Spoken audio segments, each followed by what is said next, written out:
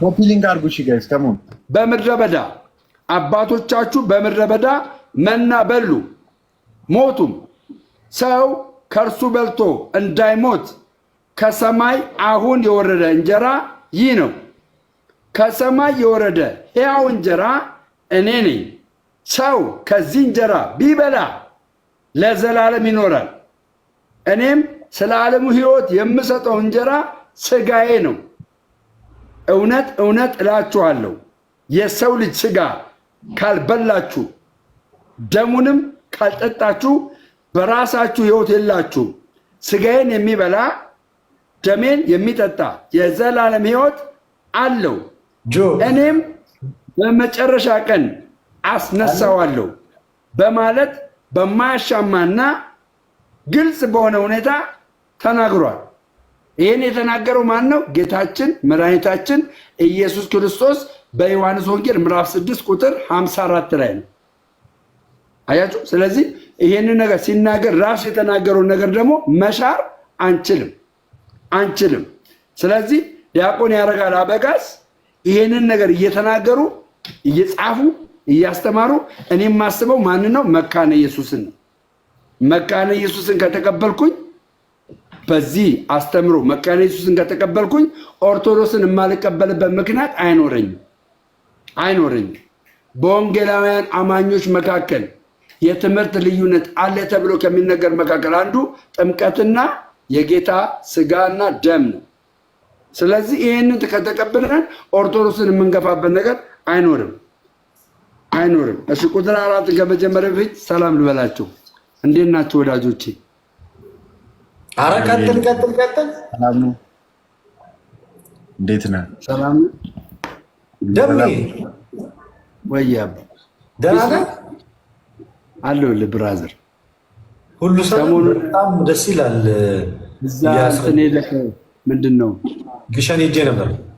ኮፒሊንግ አድርጉልኝ ጋይስ፣ ኮፒሊንግ አድርጉልኝ አርቲስቶች ጋር ምናምን ፊክስ አድርገዋል። ይገትማ ሹት አደረግሽ እኮ አባቴ ያዝ እያየንሽ ሹት አደረግሽ። ሌቭልሽ ላይ ገባሽ። ደሜዋ እንዴት ነህ ብራዘር? አለሁ። ሁሉ ሰላም ሰላም። እንዴት ነው? እግዚአብሔር ይመስገን በጣም ሰላም ነኝ። አንተ እንዴት ነህ? ቢስሚ ስደውል ቅድም ስልክ አይሰራም ነበር። ፈልገኝ ነበረ። ነገ ደውልልሃለሁ። የሆነ ሌላ ስልክ አለ እኮ ደሜ፣ ደውዬልሃለሁ በሱ ስልክ እኮ። በቃ ምናልባት እንትን እያልክ ከሆነ አንረብሽ ደሜ። ወይ ቀጥል አንተው ጋር። እሺ ቀጥል። ኦኬ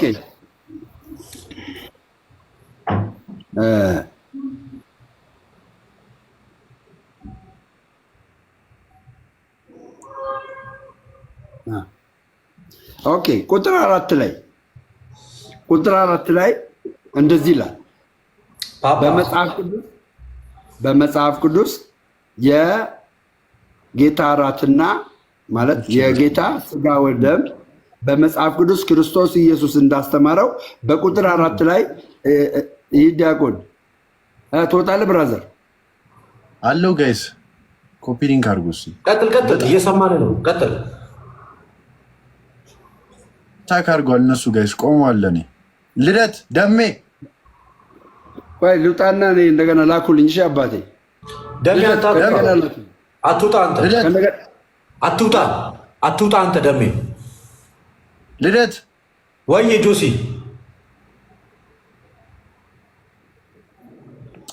አሬኒ ኔትወርክ ነው በእናታችሁ ጋይስ ከመን ኮሜንት እኔ ነኝ እነሱ የኔ ይሰማል። ሰዓት እኮ ነው በቃ በጣም አድርጌዋለሁ። ቁጥር 4 ላይ እንደዚህ ይላል ሥጋዬ እና ደሜ ያለው። ስሙኝ እዚህ ጋር በደንብ አድርጋችሁ አዳምጡኝ። እኛ ዋው የሚገርም እኮ ነው። እኛ አሁን የዮሐንስ ወንጌል ምዕራፍ 6:54 ላይ እምነት ነው እንላለና ዲያቆን ያረጋል አበጋዝ ምን እንደሚል ስሙኝ። ቁጥር 4 ላይ ስሙኝ። ይኸውላችሁ ሥጋዬ እና ደሜ ያለው እምነትን ሳይሆን አማናዊ የሆነውን ሥጋውንና ደሙን ነው ይላል። አማናዊ የሆነውን ስጋውና ደሙን ነው ይላል። አማናዊ ያለበት ዋናው ምክንያት ምንድን ነው መሰላችሁ? ራሱ ኢየሱስ ክርስቶስ የዘላለም ሕይወት ይሰጣል። ምኑን? ስጋና ደሜን የበላ የጠጣ። ይሄ ምንድን ነው የሚያስፈልገው መሰላችሁ? አክሽን አለው። ገባችኋል? አክሽን አለው። እምነት ነው አንልም። አክሽን አለው። አክሽን ስላለው ነው። አክሽን ስላለው ነው ሁላችንም የጌታ ስጋና ደምን የምንወስደው። ገባችሁ? የምንወስደው አክሽን አለው። በቃ የዮሐንስ ወንጌል ምዕራፍ 6 ቁጥር 54 ላይ አክሽን አለው። ደግሞ ይኸውላችሁ ደግሞ የዮሐንስ ወንጌል ምዕራፍ 6 ቁጥር 54 እና የሉቃስ ወንጌል ምዕራፍ 22 ቁጥር 19 አንድ አድርጎ ጳውሎስ በአንደኛ ቆሮንቶስ ምዕራፍ 11 ላይ ቁጭ ያደርጓል። በሚያስገርም ሁኔታ ሁለቱን ክፍል ማለት ነው። ሁለቱን ክፍል ቁጭ አድርጓል። አያችሁ? ስለዚህ ለመዳን ምን ማድረግ አለባችሁ ነው የሚለን። እንግዲህ መውሰድ አለብህ። አክሽን ያስፈልገዋል። አክሽን ሳታደርግ ምሳሌ መሆን አትችልም። ኖ አትችልም። እምነት ብቻ ነው የምትል ደግሞ ከሆነ ማለት ነው እምነት ብቻ ነው የምትል ከሆነ አክሽኑን ማድረግ የለብህም። በቃ ማመን ብቻ ነበረብህ፣ ግን አክሽን ያስፈልገዋል። ለዚህ ነው መካነ ኢየሱስ ይህንን የምትቀበለው። አያችሁ? ይህን የምትቀበለው ለዚህ ነው። ደምሮ ምን እያለ ነው? መካነ ኢየሱስን ከተቀበልን ኦርቶዶክስን እንቀበል፣ አንክፋት። ዶግማቲክ በሆነ ነገር አሁን ልደት አላለም። ልደትን ከልደት ጋር እንወያያለን። ዶግማቲክ በሆነ ነገር ኦርቶዶክስ መገፋት ወይ ጨለማ ውስጥ አለች ተብሎ ወንጌል ሊነገራት አያስፈልግም። በቃ ወንጌል ሊነገራት አያስፈልግም ነው። እያሽቃበትኩኝ ሳይሆን እውነታውን ነው የምነግራችሁ። ገባችሁ? እውነታውን ነው የምነግራችሁ። ስራ የሌለም እንዳትለው፣ ስራ ጀምሬያለሁ። ስራ ስለሌለው ነው የሚያሽቃብጠው ካላችሁ ስራ ጀምሬያለሁ። ገባችሁ? ስራ ጀምሬያለሁ።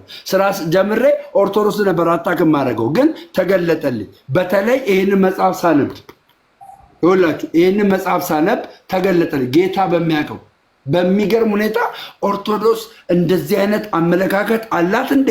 ለክርስቶስ ለክራይስት እንደዚህ አይነት አመለካከት አላት እንዴ ብዬ እንዲገለጥልኝ ነው የሆነው፣ እንዲበራልኝ ነው የሆነው። ኦኬ፣ እንቀጥል። እዚህ ጋር ለይቶ ያስቀምጣቸዋል። ዲያቆን ያረጋል አበጋዝ ለይቶ ነው የሚያስቀምጣቸው። ምን ብሎ ያስቀምጣቸው መሰለህ? እነዚህ በስጋው ደሙ ላይ ያለውን አመለካከት ተሐድሶዎች ይላል። ተሐድሶች ስለዚህ ጉዳይ ስለምኑ? ስለ ስጋው ደሙ ተሐድሶች ስለዚህ ጉዳይ የምትከታተሉኝ ካለ መድሎተ ጽድቅ ቁጥር 1 ማለት ነው። የመጀመሪያው እትም ገጽ 152 ላይ ነው ያለሁት። ገጽ 152 ላይ ነው ያለሁት። ተሐድሶች ስለዚህ ጉዳይ የሚያስተምሩት ከላይ የጠቀስነውን ቅዱስ ስጋውንና ክቡር ደሙን እውነተኛ የህይወት ምግብ መሆኑን ክደው እምነት ብቻ ነው ይላሉ። እንዲህ ይላሉና ይልና የተሐድሶችን አስተምሮ ነው የሚያስቀምጠው ዲያቆን ያረጋል አበጋዝ። ተመልከቱ። ከዛ ምን ይላል? ክርስቶስ ሰው የዘላለም ህይወት የሚያገኘው በእርሱ በማመን እንደሆነ በዚህ አንቀጽ በማስተማሩ ነው። ደግሞም የህይወት እንጀራ እኔ ነኝ፣ ወደ እኔ የሚመጣ ከቶ አይራብም፣ በእኔ የሚያምን ሁልጊዜ ከቶ አይጠማም በማለቱ እምነትን በመብላትና በመጠጣት መስለው ይህ አንቀጽ ቅዱስ ቁርባንን ያመለክታል የሚሉ ወገኖች ስህተት ክርስቶስ በምሳሌ አገላለጥ መናገሩ እንጂ ቃል በቃል አለማስተማሩን ያለመረዳታቸውን ነው ይላል። አሁን እዚህ ጋር እኔ ገዢ ያደረገ ምንድን ነው መሰላችሁ? ክርስቶስ ኢየሱስ እንግዲህ እያስተማረ ለደቀ መዛሙርቶቹ እያስተማረ የዮሐንስ ወንጌል 6:54 ላይ ይህ ስጋዬ ነው፣ ይህ ደግሞ ደሜ ነው እያለ እየነገራቸው ማለት ነው። እየነገራቸው ምሳሌ ነው አላለ። ይህ ስለሚፈሰው ደሜ ምሳሌ ነው፣ ስለሚቆረሰው ስጋዬ ምሳሌ ነው አላለም። አያችኋለሁ፣ ቃል በቃል ነው፣ ሊትራሊ ነው፣ ሪል ነው እያለ እየተናገረ ያለው ቃል በቃል ይሄንን ነው። እንግዲህ እነሱ ምን አሉት? እምነት ነው እንዴ? ምንድን ነው እምነት ነው? አክሽን አርግ እኮ እያለ እኮ ነው። እምነት ነው እኮ አይደለም። ኖ አክሽን አርግ። ይሄንን እኮ ከዮሐንስ ወንጌል ምዕራፍ 3 ቁጥር 16 ጋር ማገናኘት አይቻልም። ምዕራፍ 3 ቁጥር 16 ጋር ማገናኘት አይቻልም። ይህኛው የዮሐንስ ወንጌል ምዕራፍ 6 ቁጥር 54 ላይ ራሱን የተናገረው። እሺ እንቀጥል። ነገር ግን ይህ የእነርሱ አረዳድና አተረጓጎም ከጌታችን ትምህርት ተመልከቱ። እንግዲህ ይኸውላችሁ ዲያቆን ያደርጋል አበጋዝ ምን እንደሚል ታውቃላችሁ? ከቤተ ክርስቲያን ትምህርት አላለም። ከቤተ ክርስቲያን ትምህርት አላለም። አየህ ሲናገር ምንድን ነው ያለው? ከጌታችን ትምህርት ነው ያለው። ኢየሱስ ክርስቶስ ካስተማረው ትምህርት መካከል አንደኛው ስጋውንና ደሙን ነው ያስተማረው። ስለ ጥምቀት አስተምሯል። ስለ ዘላለም ሕይወት አስተምሯል። ስለ መጨረሻው ዘመን አስተምሯል ኢየሱስ። ኦኬ ከጌታችን ትምህርት ጋር አንዳች የማይገናኝ የራሳቸውን ፈጠራ ብቻ ነው። ምክንያቱም እምነት አንድ ነገር ነው። ኦኬ እምነት አንድ ነገር ነው። ቅዱስ ቁርባን ደግሞ ሌላ ነገር ነው። እያንዳንዳቸው የየራሳቸው አግባብ አላቸው እንጂ የሚጠፋፋ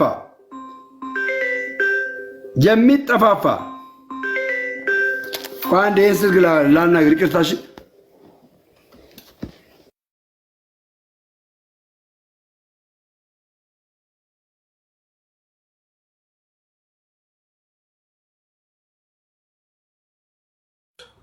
ደሜ በጣም ነው የሚያስገርመው ጋይስ፣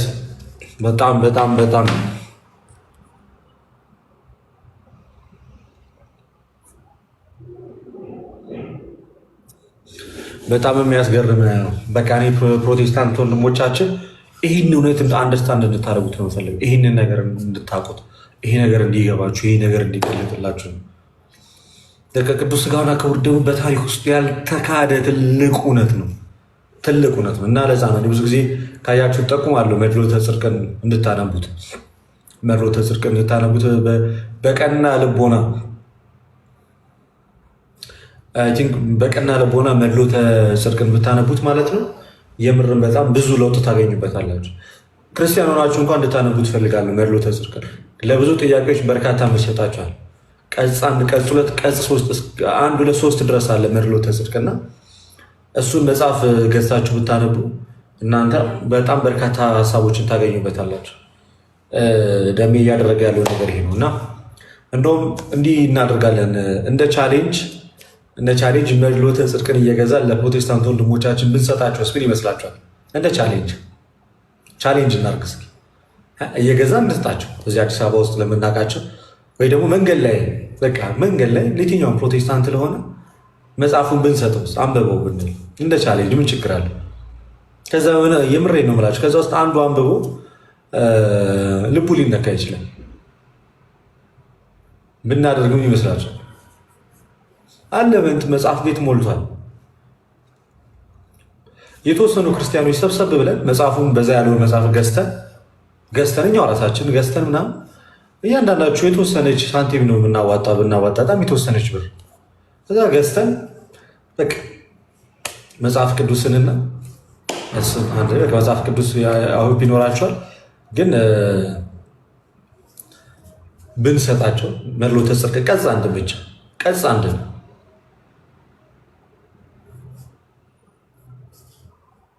ከዛ በቃ ያንብቡት። የምሬን ነው የምላችሁ፣ ያንብቡት።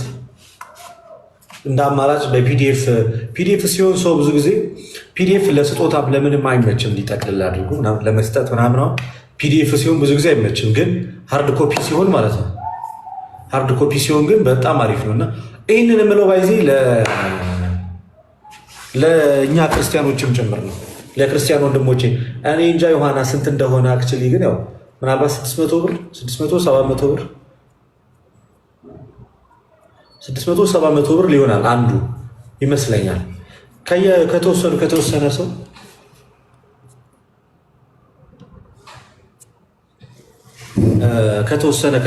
ሰው አንዳንድ ሺህ ብር እንኳን ብናወጣ የተወሰኑ ሰዎች 10 ሰዎች አንዳንድ ሺህ ብር ብናወጣ ስንት ብር ነው የሚሆነው? 10 ሺህ ብር ነው የሚሆነው። 100 ሰዎች አንዳንድ ሺህ ብር ብናወጣ ስንት? 100 ሺህ ብር። 10 ሰዎች 10 ብር ብናወጣ ስንት ይሆናል? 10 ሺህ ብር። በጣም ቀላል። ቀጥል ለምን? እሺ ጸጋ ይብዛላችሁ። ኦኬ ሰላም ነው ስልኩ አይደለ? ደሜ ሰላማዊ ስልክ ነው። ፒስ ነው። አሪፍ ነው። በነገራችን ላይ ማን ነው? በነገራችን ላይ አሁን እኔ የምነግራችሁ ነገር የዲያቆን ያደርጋል የራሱ የሆነ ትምህርት አለ። ቀጥታ ከቃሉ ላይ ገባችሁ? ከመጽሐፍ ቅዱስ ቃል ላይ ይዞ የሚያስረዳበት አረዳድ ነው። ገባችሁ? አሁን ይህንን ስነግራችሁ ስህተት እያገኘሁበት አይደለም፣ እያረምኩትም አይደለም። የሚገርም ነገር ስለሆነ ነው። አይታችኋል። በጣም ረጅም ጊዜ ሆኖኛል። ቢያንስ ወደ 152 ገጽ ላይ ደርሰናል ከእናንተ ጋር ማለት ነው። እና በጣም የሚገርም አረዳድ ስለሆነ ነው። መረዳቱ በጣም ስለተመቸኝ ነው። እሺ እንቀጥል።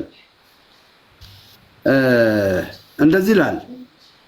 ነገር ግን የእነርሱ አረዳድ አተረጓጎም ከጌታችን ትምህርት ጋር አንዳችም የማይገናኝ የራሳቸው ፈጠራ ብቻ ነው ይልና፣ ምክንያቱም እምነት አንድ ነገር ነው፣ ቅዱስ ቁርባን ደግሞ ሌላ ነገር ነው። እያንዳንዳችን የየራሳችን አግባብ አላቸው እንጂ የሚጠፋፋ ወይም አንዱ በአንዱ የሚጠቀለል አይደሉም። ጌታችን ጥንት ለእስራኤላውያን ከሰማይ ስለወረደው ህብስት አንስቶ እውነተኛና ሰማያዊው ህብስት ስለሆነው ስለ ራሱ ቅዱስ ሥጋና ክቡር ደም ሲያስተምራቸው አይሁድ ነገሩ አማናዊ ስለሆነ ዋው! እዚህ ጋር ተመልከቱ። ለመሰላችሁ እዛ ቁጥር 50 ማለት ምዕራፍ 6 ቁጥር 54 ላይ የሸሹ ደቀ መዛሙርቶች ነበሩ፣ ከብዷቸው ማለት ነው። አየ ነገሩ አማናዊ ስለሆነ የሚበላና የሚጠጣ ነገር መሆኑን ስለተረዱ ነበር አይሁድ ከሰማይ የወረደ እንጀራ እኔ ነኝ ስላለ ስለ እርሱ አንጎራጎሩ የተባለው። ዋው! አይሁድ ጥንት አባቶቻቸው የበሉት መና ወይም ደግሞ እምነት ሳይሆን እግዚአብሔር በኪነ ጥበቡ በደመና አጓጓዥነት እያመጣ በውርጭ ገበታነት ወይም ደግሞ ሳህንነት እያነጠፈ መልኩ እንደ በረዶ ነጭ የሆነ መጠኑ ድቡልቡል ያከለ መና እያወረደላቸው 40 ዓመት በተግባር እንደበሉ ስለሚያውቁ ነበር ይላል። አያችሁ፣ ይሄንን መና ሲበሉ እውነተኛ ሆኖ እንዳልሆነ ይረዱታል። እግዚአብሔር በተአምራት እያበላቸው እንደሆነ፣ በሚራክል እያበላቸው እንደሆነ እስራኤላውያን ምን ይሉታል? ያውቁታል። ይህንን የሚያውቁትን ከሰማይ የወረደ እንጀራ እኔ ነኝ እያለ ስለ አማናዊነት ነው የሚነግራቸው። አማናዊ እንደሆነ ስለተረዱ አብዛኛዎቹ እስራኤሎች ላይ ደቀ መዛሙርቶቹ የዚህ ትምህርት ነገር ከባድ ነው ብለው ሸሹ ይላል። ለምን? አማናዊነቱን እየነገራቸው ስለሆነ። የተረዱት በምሳሌነት ቢሆን ኖሮ አይሸሹትም ነበረ። ቁጥር 54 ላይ የተረዱት ያወቁት በምሳሌ መስሎ ቢሆን ኖሮ አይሸሹትም ነበረ። ግን አማናዊ ሆኖ እየነገራቸው እንደሆነ ሲረዱ እንዴት የሰው ልጅን ስጋ እንበላለናል? አየህ፣ እንዴት የሰው ልጅን ደም እንጠጣልናል? የኛ ጌታ ግን ሲያስተምር ታውቃላችሁ አይደለም? ይህንን ስጋው ደሙን ሲነግረን ማለት ነው። ሲነግረን ምን ብሎ አስረዳ መሰላችሁ? ሉቃስ ወንጌል ምዕራፍ 22 ላይ ቆርሶ አመስግኖ ባርኮ እያለ የሚሰጠው ስጋና ደም ስለናንተ የሚፈሰው እውነተኛ ደም ይሄ ነው፣ ይሄን ጠጡ። ስለናንተ የሚቆረሰው ስጋ ይሄ ነው። ህብስት ቆርሶ እንጀራ ቆርሶ ሰጣቸው ይላል። አያችሁ አይደል? አሁን አማናዊ የሚሆነው ዲያቆን ያደርጋል። ቅድም እንዳነበብኩላችሁ ከጸሎት በፊት የነበረው ወይንና ህብስት ወይንና ህብስት ነው። አማናዊ የሚሆነው ግን ምን ሲሆን ነው? ከጸሎት በኋላ ተቀይሮ ነው አማናዊ የሚሆነው። ጸሎት ዋና አለ። ጸሎት አያችሁ፣ ጸሎት ውስጥ ምን አለ መሰላችሁ? እምነት አለ። ጸሎት ውስጥ እምነት አለ። ከተጸለየ በኋላ ይሄንን የጌታ እራት ምሳሌ ሆኖ ቢሆን ኖሮ ማለት ነው ምሳሌ ሆኖ ቢሆን ኖሮ የሚገባ ሳይገባውና ሳይገባቸው ብሎ ጳውሎስ አይጽፍም ነበር። ሳይገባቸውና ሳይገባቸው ብሎ ጳውሎስ አይጽፍም ነበር። አያችሁ፣ ጳውሎስ አይጽፍም ነበር ይህን ክፍል። ምንም ቢሆን የጌታ እራት አማናዊ መሆኑን የምታውቁት ማንም በኃጢአት ተጨማልቆ ይህንን ነገር ቢወስድ ማለት ነው መጽሐፍ ቅዱስ ላይ እንደጠፉ ይናገራል። ገባችኋል? በኃጢአት ብትወስዱት መጽሐፍ ቅዱስ እንዳጠፋቸው የሆነ ነገር ሀፕን እንዳደረገባቸው ይነግረናል። ስለዚህ ተራ ነገር አይደለም፣ እውነተኛ ነገር ነው። ለዚህ ነው መካነ ኢየሱስ ይህን ነገር በትክክል ተገንዝበው የምትወስደው። ለዚህ ነው ኦርቶዶክስ ይህን ነገር ተገንዝባ የምትወስደው። ወገኖቼ መጽሐፍ ቅዱስ የሚለውን ነገር የምንቀበል ከሆነ መመታታቱ አያስፈልግም። ስለዚህ አሁንም አስረግጬ ነው የምነግራችሁ፣ ለኦርቶዶክስ ወንጌል አይሰበክም ነው የምለው። በተአምር ኦርቶዶክስ አዳነችን ብለን በድፍረት የምንናገርበት ነገር የለም። በዶግማቲክ በሆነ ነገር ገባችሁ አይደል? የለም፣ በተአምር የለም። እሺ እንቀጥል። ልደት መናገር ከፈለግ ጥያቄ ምናምን ካለ መጠየቅ ትችላለህ። ቴንኪው። ኦኬ። ያ አባቶቻቸው ሲበሉት የነበረው መና ከነዓን ሲገቡ ስለቆመ አያችሁ፣ 40 ዓመት ሙሉ እየበሉ እግዚአብሔር በሚራክል እያበላቸው እያጠጣ በጣም እንትን ብለው ማለት ነው። ልክ መውረስ በጀመሩ ሰዓት ከነዓንን መውረስ በጀመሩ ሰዓት ምኑ ቆመ ነው የሚለን? መናው ቆመ ይለናል። እሺ፣ ሲገቡ ስለቆመ የተደረገው ቸርነት ሲነገራቸው ከቀጣይ ትውልድ ተረትና ሐሰት ነው ብሎ የሚያስብ ደካማ ሕሊና እንዳይኖር ሕያው ማስረጃ ይሆን ዘንድ አንድ መስፈሪያ ጎመር ሙሉ መና በመሶበ ወርቅ ተደርጎ በቅድስተ ቅዱሳን ውስጥ እንዲቀመጥ ሕያው ማስረጃ እንዲሆን እግዚአብሔር አዞ ነበር። በቤተ መቅደስ ውስጥ ከታቦቱ እኩል ማለት ነው። እግዚአብሔር እስራኤልን ከግብፅ በወጣ ሰዓት 40 ዓመት ሙሉ መና ሲያበላቸው የነበረውን ነገር እንዳይረሱት ለሙሴ ከነገረው ነገር አንዱ ይሄ መና ተቆንጥሮ ምን ይሁን፣ በዛ ቦታ ላይ ምን ይደረግ? ይቀመጥ። ለምን? ነገ የሚመጣ ትውልድ እግዚአብሔር ያደረገውን ነገር ምን እንዳይል አልተደረገልኝም እንዳይል ማለት እንዲመሰገን። ኦኬ። ጌታችን በዚያ እውነተኛ የሚበላ በነበረው እስራኤላውያንን ጥቂት ቀናት ወይም ወራት ብቻ ሳይሆን 40 ዓመታት በተከታታይ ሲበሉት በኖሩት በመናው አንጻር ሚስጥረ ቁርባንን ያስተማረው ቅዱስ ሥጋውና ክቡር ደሙ እምነት ሳይሆን የሚበላና የሚጠጣ ስለሆነ ነበር ይላል። አያችሁ፣ እዚህ ጋር የዮሐንስ ወንጌል ምዕራፍ 6 53 54 55 56ን ሲያስረዳቸው እምነት ብቻ አይደለም፣ ምንድን ነው የሚበላም ነው የሚጠጣም ነው እያላቸው ይነግራቸው ነበር። እነሱ አባቶቻቸው 40 ዓመት መቼ ከነዓን እስከሚገቡ ድረስ ከሰማይ የመጣ እንጀራ ገባችሁ? ሚራክል እንደሆነ ታምራት እንደሆነ ስለተገነዘቡና ስላወቁ ኢየሱስ ከሰማይ የመጣ እንጀራ እኔ ነኝ ስጋዬን የበላ ሲላቸው ያነጻጸሩት ከምኑ ጋር ነበረ? ከመናው ጋር ነበረ። ልክ እንደመናው ምሳሌ መስሎ የሚነግራቸው መስሏቸው ነበረ። ነገር ግን በምሳሌ አልነገራቸውም ነበረ። እውነተኛ አድርጎ ነበር ሲነግራቸው ነበረ። አማናዊ ነው ብሉ ጠጡ ሲላቸው ነበረ።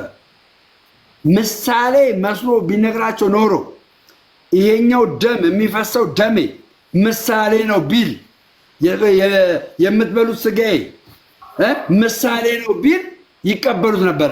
ብዙዎቹም አይሰናከሉም ነበረ። ግን እውነተኛ ነው ብሎ ስለነገራቸው ምን አሉበት? ብዙዎቹ በንግግሩ ምን አሉ? ተሰናከሉ ይላል። ተሰናከሉ ይላል። ስለዚህ ወገኖች አንድ ነገር ነው የምነግራችሁ፣ እኔ ማለት ነው አንድ ነገር ነው የምነግራችሁ። በእውነት አሁን ልደትን ስላገኘሁ በጣም ደስ ብሎኛል። ይኸው ጴንጤ ሆነክ ከኦርቶዶክሳውያን ጋር በጥምቀትም ቢሆን በቁርባንም ቢሆን በነገረ ክርስቶስም ቢሆን ማለት ነው ዲቤት መጠራራት የለብንም። የእውነት ልደት እግዚአብሔር ምስክሬ ነው የምልህ፣ ዲቤት መጠራራት የለብንም። በቃ ለምን መሰለህ? ዲቤት ከተጠራራ እዛው መካነ ኢየሱስ ካለ ወንጌላዊ ጋራ መጀመሪያ ይጨርስ፣ ከአንተ ጋር የሚጨርሰውን ነገር ገባ ይጨርስ እዛ ጋር ያለው ወይ ደግሞ ሪጀክት ያድርግ። በቃ መካነ ኢየሱስ የሐሰት ትምህርት አለባት፣ ከወንጌላውያን ህብረት ውስጥ መውጣት አለባት ይባል። ከዛ በኋላ ያንን የሚል ሰው ካለ ከአንተ ጋር ዲቤት ያድርግ። ይህንን ካለ ደግሞ ማለት ነው ይህንን ካለ ደግሞ ማን አይቀበለውም መሰለ? የወንጌላውያን አማኞች ህብረት ካውንስል ይሄ ሰውዬ አይቀበለውም። ለምን? መካነ ኢየሱስ ሐሰተኛ ናት ካለ እሱ ራሱ ሐሰተኛ ነው ይባላል። ሰው መካነ ኢየሱስን ሐሰተኛ ሳይል ከኦርቶዶክሳውያን ጋር ዲቤት መግባት እንጅሩ በቃ አማ ዱቤ በቃ አባቴ ኦሮምኛም አለ በማለት ደስ ይላል። ዱቤ ከአንተ ጋር ደግሞ ዲስከስ እናድርግ። እሺ ከአንተ ጋር ዲስከስ እናድርግ እስኪ ትንሽ። ደሜ ቃለ ሕይወት ያሰማልን።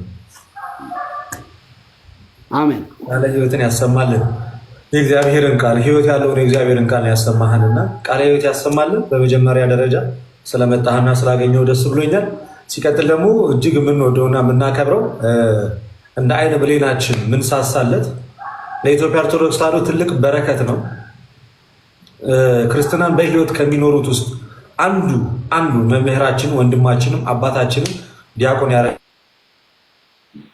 ያረጋል አበጋዝ። ስለዚህ ዲያቆን ያረጋል አበጋዝ መድሎተ ጽድቅ ቀጽ 1 ቀጽ 2 ቀጽ 3 ብሎ ከመጽሐፍ ቅዱስ እንዲሁም ከአበው ቀደምት ዘርዘር ያለ ጽሑፎች እጅግ በሚያደክም ሁኔታ ለእኛ ግን ጥር ምጥን ባለ መንገድ አስቀምጦልናል።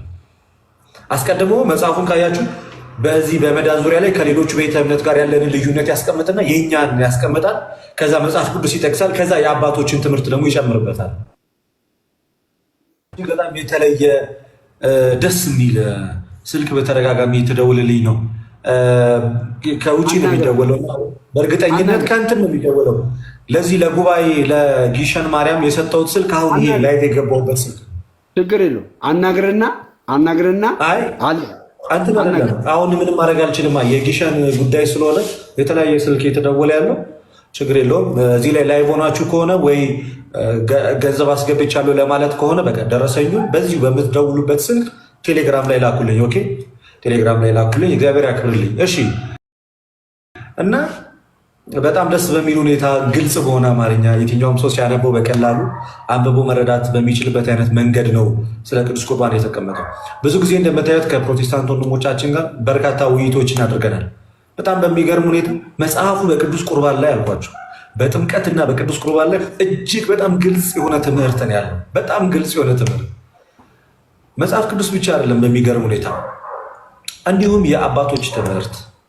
የአባቶችን ትምህርት ከሀ እስከ ፐ የተመለከተ ያየ የተረዳ ሰው በቅዱስ ቁርባንና በጥምቀት ዙሪያ ላይ ያላቸው ወጥነት ትምህርት እኔ ነኝ እንጂ እነሱ አልተሳሳቱም እንድትል ነው የሚያደርግን።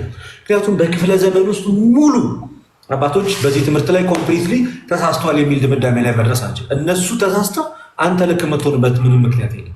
ከዛሬ 1000 ዓመት በፊት የቆዩት የቤተክርስቲያን ድንቅ አባቶች እነ ቅዱስ አትናቴዎስ፣ እነ ቅዱስ ጎርጎሪዎስ፣ እነ ቅዱስ ቄርሎስ ዘኢየሩሳሌም፣ ቅዱስ ቄርሎስ ዘአሌክዛንድሪያ፣ እነ ቅዱስ አግናጢዎስ እነኚህ አባቶች በቅዱስ ቁርባንና በጥምቀት ዙሪያ ላይ እንደዚህ አይነት ግልጽ ትምህርት ሰጥተው አባቶች እንዳጠቃላይ በቅዱስ ቁርባንና በጥምቀት ላይ ያላቸው አንደርስታንዲንግ የተሳሳተ ነው ማለት አይቻልም። በጣም የሚገርም ነገር ነው። ከተናገርከው ዋና ነገር የቀረበኝ አንደኛ በቃ መጽሐፍ ቅዱስ ላይ ያለውን ሀሳብ ከመጽሐፉ ጋር እንዴት አድርገህ እንደተረዳ ዲያቆን ያደረገ ያስቀመጠበትን መንገድ የተረዳበትን መንገድ ቆንጆ ነው። በጣም ደስ በሚል መንገድ አስቀምጠኸዋል። ሲቀጥል ደግሞ ሌላኛው ከእኛ ጋር ሳይሆን አስቀድሞ ዲቤት ማድረግ ያለባቸው አጠገባቸው ካለችው ከመካነ ኢየሱስ ቤተክርስቲያን ጋር ከመካነ ኢየሱስ በእምነት መግለጫዋ ላይ ግልጽ አድርጋ የዘላለም ሕይወት እንደሚሰጥ ለኃጢአት ስርየት እንደሆነ እንዲሁም አልፎ ተርፎ ደግሞ አማናዊም ጭምር እንደሆነ ተናግራለች። በጥምቀትም ዙሪያ ላይ ያላት አቋም ግልጽ ነው። ኢቨን በህፃናት ጥምቀትም ጭምር አልኳቸው። በህፃናት ጥምቀት ጭምር ላይ ያላት ምልጃ ራሱ ምልጃ ኤግዛክትሊ። እና ደሜ ያለ መረዳት በጣም ደስ ይላል። የተወሰኑ ጥያቄዎችን በዚሁ አጋጣሚ ከጠየቀኝም ልጠይቅ ከፈለክም ልጠይቅ፣ ምረጥ፣ የትኛው ይሻላል? ጠይቀኝ አንተ መጀመር። ከዚህ በፊት ቀድሞ ቅዱስ ቁርባን የዘላለም ሕይወት እንደማይሰጥ አድርገህ እንድትረዳ ያደረጉ ምክንያቶች ምንድን ናቸው? ምሳሌ በቃሉ ላይ ለምሳሌ ያክል ማለት ነው እንደዚህ አሁን እያነበብክ ስትመጣና ሰምተህ አንድ አይደለም። ስትሰማና ስታነብ ይለያያል፣ ልዩነት አለው። ገባ? እኔ ሳነብና ሌሎች መጽሐፍቶችን ሳይ ገባ? በተለይ ደግሞ ገዢ የሆነልኝ እንደዚህ ልቤን ልሰጥ የቻልኩ ዋናው ምክንያት ምንድን ነው? የዮሐንስ ወንጌል ምዕራፍ 6 ቁጥር 54 እና የሉቃስ ወንጌል ምዕራፍ 22 ቁጥር 19 አንድ አይነት አይደለም። አንድ አይነት አይደለም ማለት ምንድን ነው? ስታነበው ቃል በቃል የዮሐንስ ወንጌል ምዕራፍ 6 ቁጥር 54 ይህ ስጋዬ ነው፣ ይህ ደግሞ ደሜ ነው፣ ስጋዬን ያልበላ ደሜን ያልጠጣ የዘላለም ሕይወት አይኖረውም የሚለውን ሁላችንም አክሽን ያለው አይመስለንም ነበር። ተግባራዊ የሚሆን አይመስላችሁ ነበር። አክሽን ያለው አይመስል ገባ። አክሽኑ እንዳለው ደግሞ የሚያሳየው የት ላይ መሰለ? አንደኛ ቆሮንቶስ ምዕራፍ 11 ላይ ነው። ምዕራፍ 11 ላይ አክሽን እንዳለው የሚያሳየው የሁለቱም የሉቃስ 22ም የዮሐንስ ወንጌል ምዕራፍ 6ም የሁለቱንም ኮምፖዝ የሚያደርገው አንደኛ ቆሮንቶስ ምዕራፍ 11 ላይ ያለው ሀሳብ ነው። ስለዚህ ይህንን አማናዊ አይደለም ብለህ እንዳታስብ ያደርጋል። ቁርባንን አማናዊ አይደለም። ለምን ቁርባን ላይ ለምሳሌ ማንም አላግጦ በኃጢአት ተጨማልቆ ቢወስድ መቅሰፍት አለበት። ራሱ ላይ የሆነ ነገር ከእግዚአብሔር ዘንድ ቁጣን ያመጣበታል። ስለዚህ አማናዊ እንዳልሆነ የሚያመለክቱ ብዙ ነገሮች አሉ። አንድ ሁለተኛ ደግሞ አጠገቤ ያለችው መካነ ኢየሱስን በዚህ አስተምሯ ከተቀበልኳትና እሷ ትክክል ናት ብዬ እስካመንኩ ድረስ ይሄንን ነገር አማናዊ ነው ብዬ እንዳልቀበል አያደርገኝም። ለዛ ነው የተለወጥኩት። በጣም ደስ የሚል መረዳት ነው። አንዳንድ ጊዜ መጽሐፍ ቅዱስን ቴክስቱን ኮንቴክስቹዋሊ መረዳት የሚባል ነገር አለ። አሁን ደሜን የጠየቅኩት ጥያቄ እጅግ በጣም ወሳኝ ጥያቄ።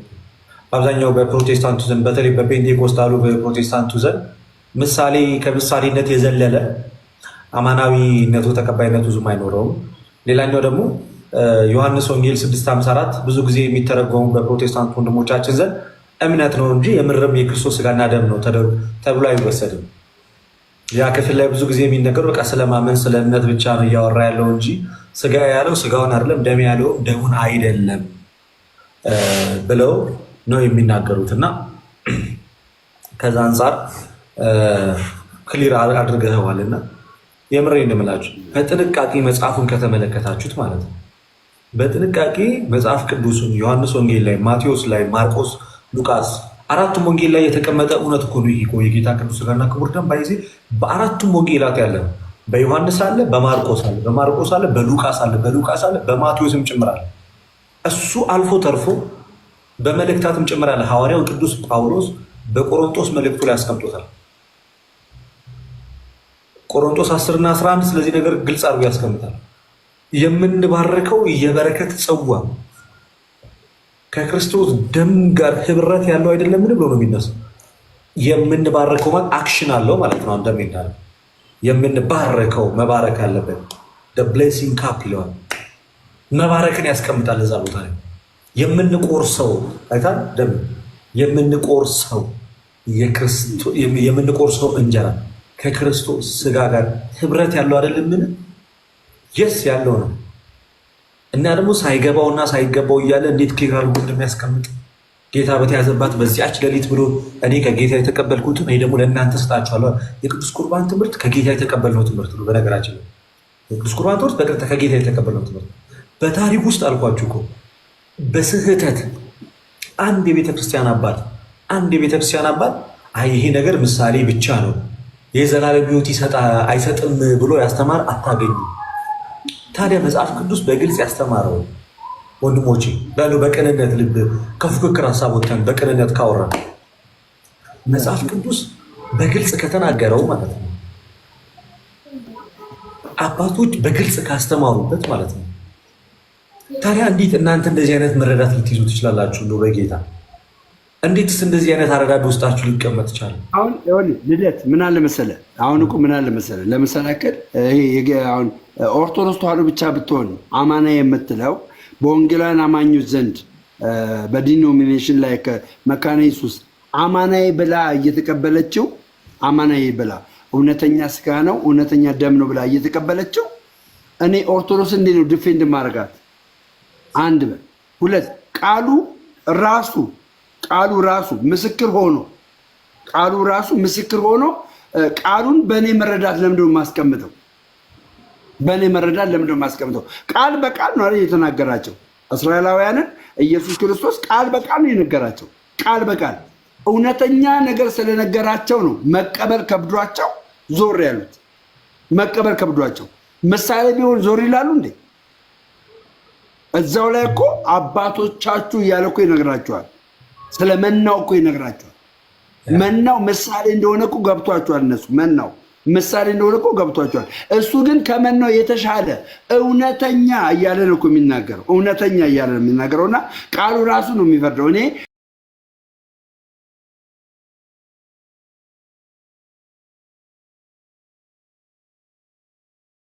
ዲቤት ባታረግ ለምን እዚህ ውስጥ መጀመሪያ አንተን አሁን ለምሳሌ ግን በጥምቀት ዲቤት ማድረግ አልችልም። አንተን በጥምቀት ዲቤት ማድረግ አልችልም።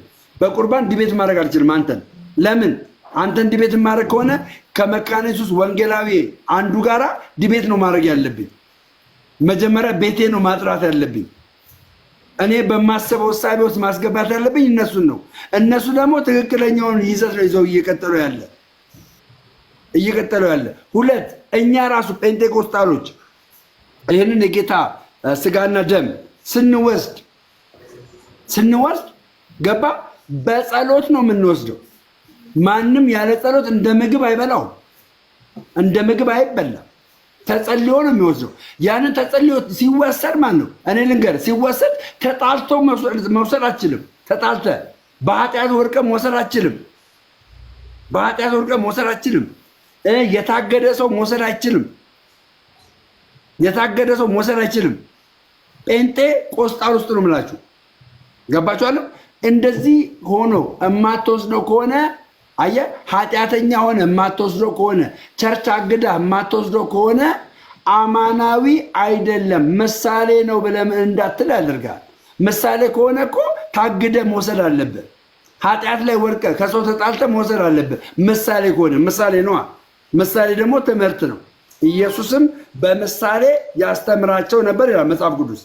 በምሳሌ ስለ ዘር አስተምረዋል፣ ስለ ብዙ ነገር አስተምረዋል፣ ስለ መክሊታት፣ ስለ ብዙ ነገር አስተምረዋል። በምሳሌ ነበር ሲያስተምራቸው ነበረ። ይሄ ግን ምሳሌ አልነበረም፣ እውነተኛ ነው። እና ከዚህ የተነሳ ነው እንግዲህ ብዙዎቻችሁ እርግጠኛ ነኝ ማይንዳችሁ እንደሚቀየር በጣም በዚህ ጉዳይ ላይ እስቲ የጌታ እራት ምሳሌ ሆኖ ማለት ነው በኃጢአት ተጨማልቆ ወይ ደግሞ ቸርች አግዳው የወሰደ ሰው አለ? ቸርች አግዳው ለምን አትወስድም? በኃጢአት ተጨማልቀ ለምን አትወስድም? ምን ስለሆነ ነው ማለት ነው? አማናዊና እውነተኛ ስለሆነ ነው። የሚያስፈራ ነገር እውነተኛ ነው ማለት ነው። የሚያስፈራ ከሆነ እውነተኛ ነው ማለት። የማያስፈራ ከሆነ ነው ምሳሌ፣ ግን የሚያስፈራ ከሆነ እውነተኛ ነው። ይህን ይመስላል። አንተን ደግሞ አሁን ደግሞ አንድ ጥያቄ ልጠይቅህ። እኛ ወንጌላውያን አማኞች አልዳንም በምን ምክንያት? እሺ፣ በጣም ጥሩ ጥያቄ ደሜ፣ ቆንጆ ጥያቄ ነው ያነሳው። ኦኬ፣ መነሻዬን አድርጌ የምነግርህ ከቤተክርስቲያን አንጻር ነው የምመልስልህ። ከቤተክርስቲያን ውጭ ድህነት የለም። ጌታ ኢየሱስ ክርስቶስ በዚች ምድር ላይ አንዲትን መንግስት መስርቷል። ያቺም የመሰረታት አንዲት መንግስት ደግሞ የጌታ ቤተክርስቲያን ወይም የኢየሱስ ቤተክርስቲያን ትባላለች፣ ወይም ቅድስት ቤተክርስቲያን ትባላለች። ስለዚህ ጌታ ኢየሱስ ክርስቶስ ትንሽ ሰፋ ስለማደርገው ምናልባትም ማቋረጥ ካለብህ ትነግረኛለህ። ግን